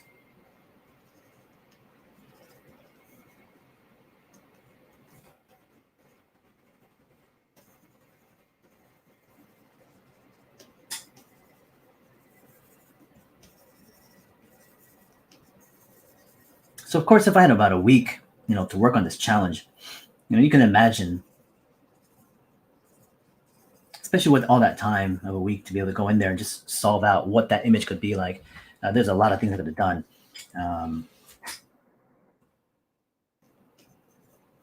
So with just a 2-hour period, we got an image in place now. Let's go in there and start to go actually push in on darker sections of the instrument. That dark brownish, high saturation.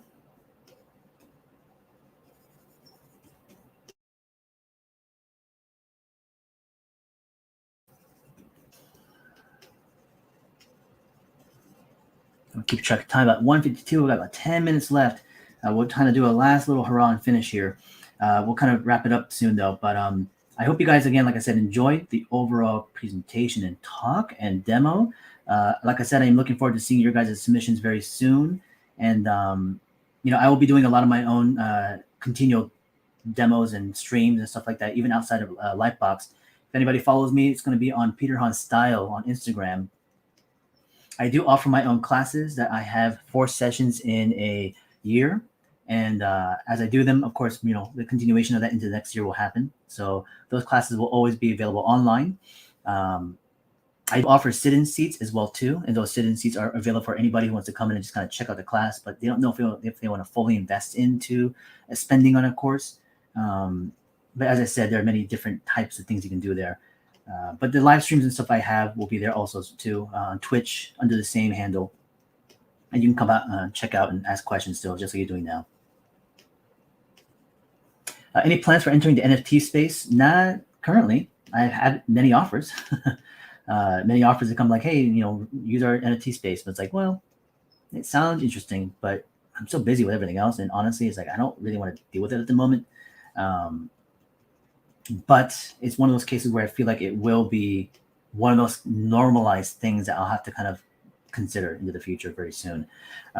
Especially as it gets better in terms of its, streamlining approach and the information of how to put it together and everything like that. And I'm not necessarily the smartest tech person, so there are some things I just don't know about when it comes to stuff like that.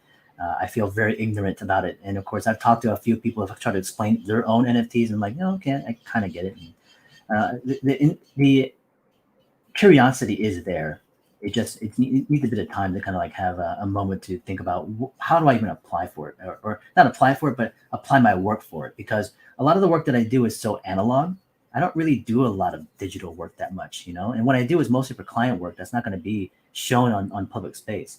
So because of that fact, and I don't necessarily produce a lot of my own digital pieces, there's nothing really to digitize. I mean, I've heard that, I've talked to people that saying, well, you can take your analog work and digitize it, and that kind of stuff. I was like, well, I get that, and I like the fact that the artists get royalty aspects of it. You understand the ownership that gets passed down, and it's cool that the artist always then gets some sort of monetary, input from it. Where like a gallery space, you have work, you put it up, you sell it, you never see it again. You get paid once, and the gallery space like takes like 50% of it. So for the artist, it's a little bit harder to live off in that situation. So I can see how like I said, digital space and digital art has a lot of benefit for individual artists that are trying to make a living in a way where the classical routine of like finding a studio gig or industry may not be the thing that you end up going towards. And this kind of stuff, even though there's a lot of like back and forth and conversation of what's proper, what's not proper, and how to do it, and there's also like the dialogue about its environmental aspects of things and stuff like that. But it's like you're not going to be able to stop it. It's a train that's rolled now, and you might as well get on board and make it a better thing, instead of just downplaying it and criticizing it. Be like, well, how can we make it better? Because why wouldn't you want artists to be more successful in what they produce and do? So I certainly wouldn't want to stop anybody who's actually pursuing it. It's hard enough, trying to find a way to make a living of art that you do.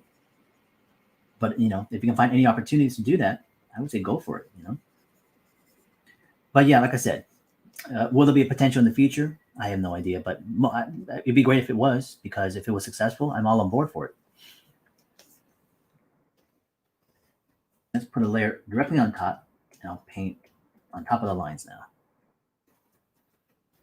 Shiny parts of this metal of the instrument.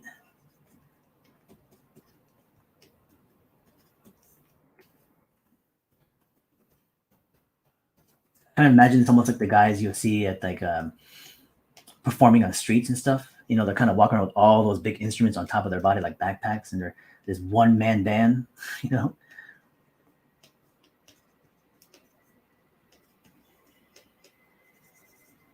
Time is 1:56. Flash. Last 5 minutes. If we have one last question, we can definitely ask it. If not, it's totally cool. Enjoy the rest of the life box. Yeah, hopefully I'll see you guys in the next couple of talks. Tomorrow I'll have my own solo one again for the book. For the art jams, come join us and kind of see what we create together. It's going to be in the Magma studio. Hopefully in the future, in the next year, we'll have a live event as an in-person thing. Obviously stay healthy, stay safe. By the way, that was my first undo. Okay. In this entire drawing, I just did an undo of a line right there. There's another one. So I've done 2 undos in the entire thing. So do I do undos in my digital illustrations? Sure, but not a lot.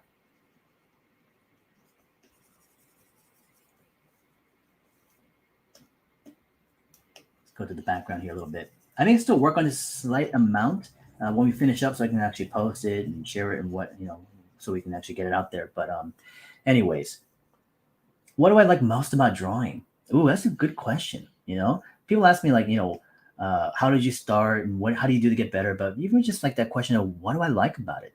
It's the act of play where you fall into this mode where it's just a complete return of just energy. It's just so entertaining. It's very invigorating. It really makes everything so interesting. Everything from the world around you, the things that you can interact and see, just stuff that you can kind of like research and hear stories about, from science to history to, whatever the case is, and everything that becomes so much more fascinating. And I think that's what the huge draw is for me, because, when you're younger, you have the things you just like and you fall into them, and you play with them and you interact with them and you try them and whatnot, and you discover the things you kind of latch on towards and grow more with. But as you start to mature and get older a little bit, you start to appreciate even more of this, like wanting to just know about the world, and how limited time is a little bit here in terms of your mortality, I guess, to a certain degree. And you don't want to take this life, as for granted. You really want to keep learning. You really want to keep growing as a person. And if you don't, then I think you're losing out on an experience in life a little bit here. So, but I think it's because of that fact, again, it's just a big aspect of growing as an individual. It makes you realize more about the world around you and the people around you too. And I think it's a heightened sense of living in a lot of ways. Just drawing, and I know most people look at this drawing as just an activity of a hobby or something like that. But to me, drawing is more than that. For me, it's a way of life. There's nothing else I can imagine ever doing. I wake up sleeping, wanting to draw. I've never had a moment in the last 20 years thinking like, oh, I can't do this right now. I don't want to do it anymore. Never. you know? And so I hope that a lot of you guys can discover that kind of enthusiasm and energy for it, because it hasn't waned since the age of 5, because I've been drawing that long. And professionally, it's been, what, 15, 20 years almost. Uh, so, those things haven't really altered in my approach to it. And that's what really kept me going, is I haven't really seen it any other way. Besides, that's just something I've enjoyed falling into, and it's incredible to create, to share, to connect to people, to understand worlds and lives and cultures and individuals and just stories. Um, yeah, I hope that's good enough as an answer. All right, cool. I gotta catch out in the chair.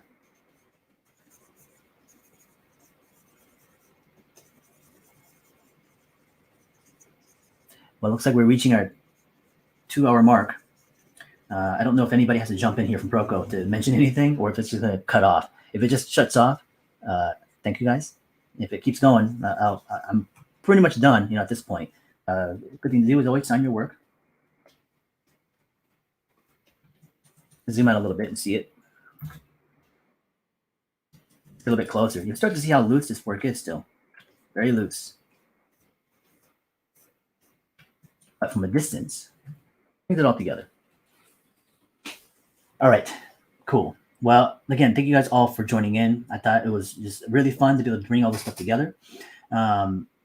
Okay, John, give me the cue and I'll cut it. Yeah, there you go.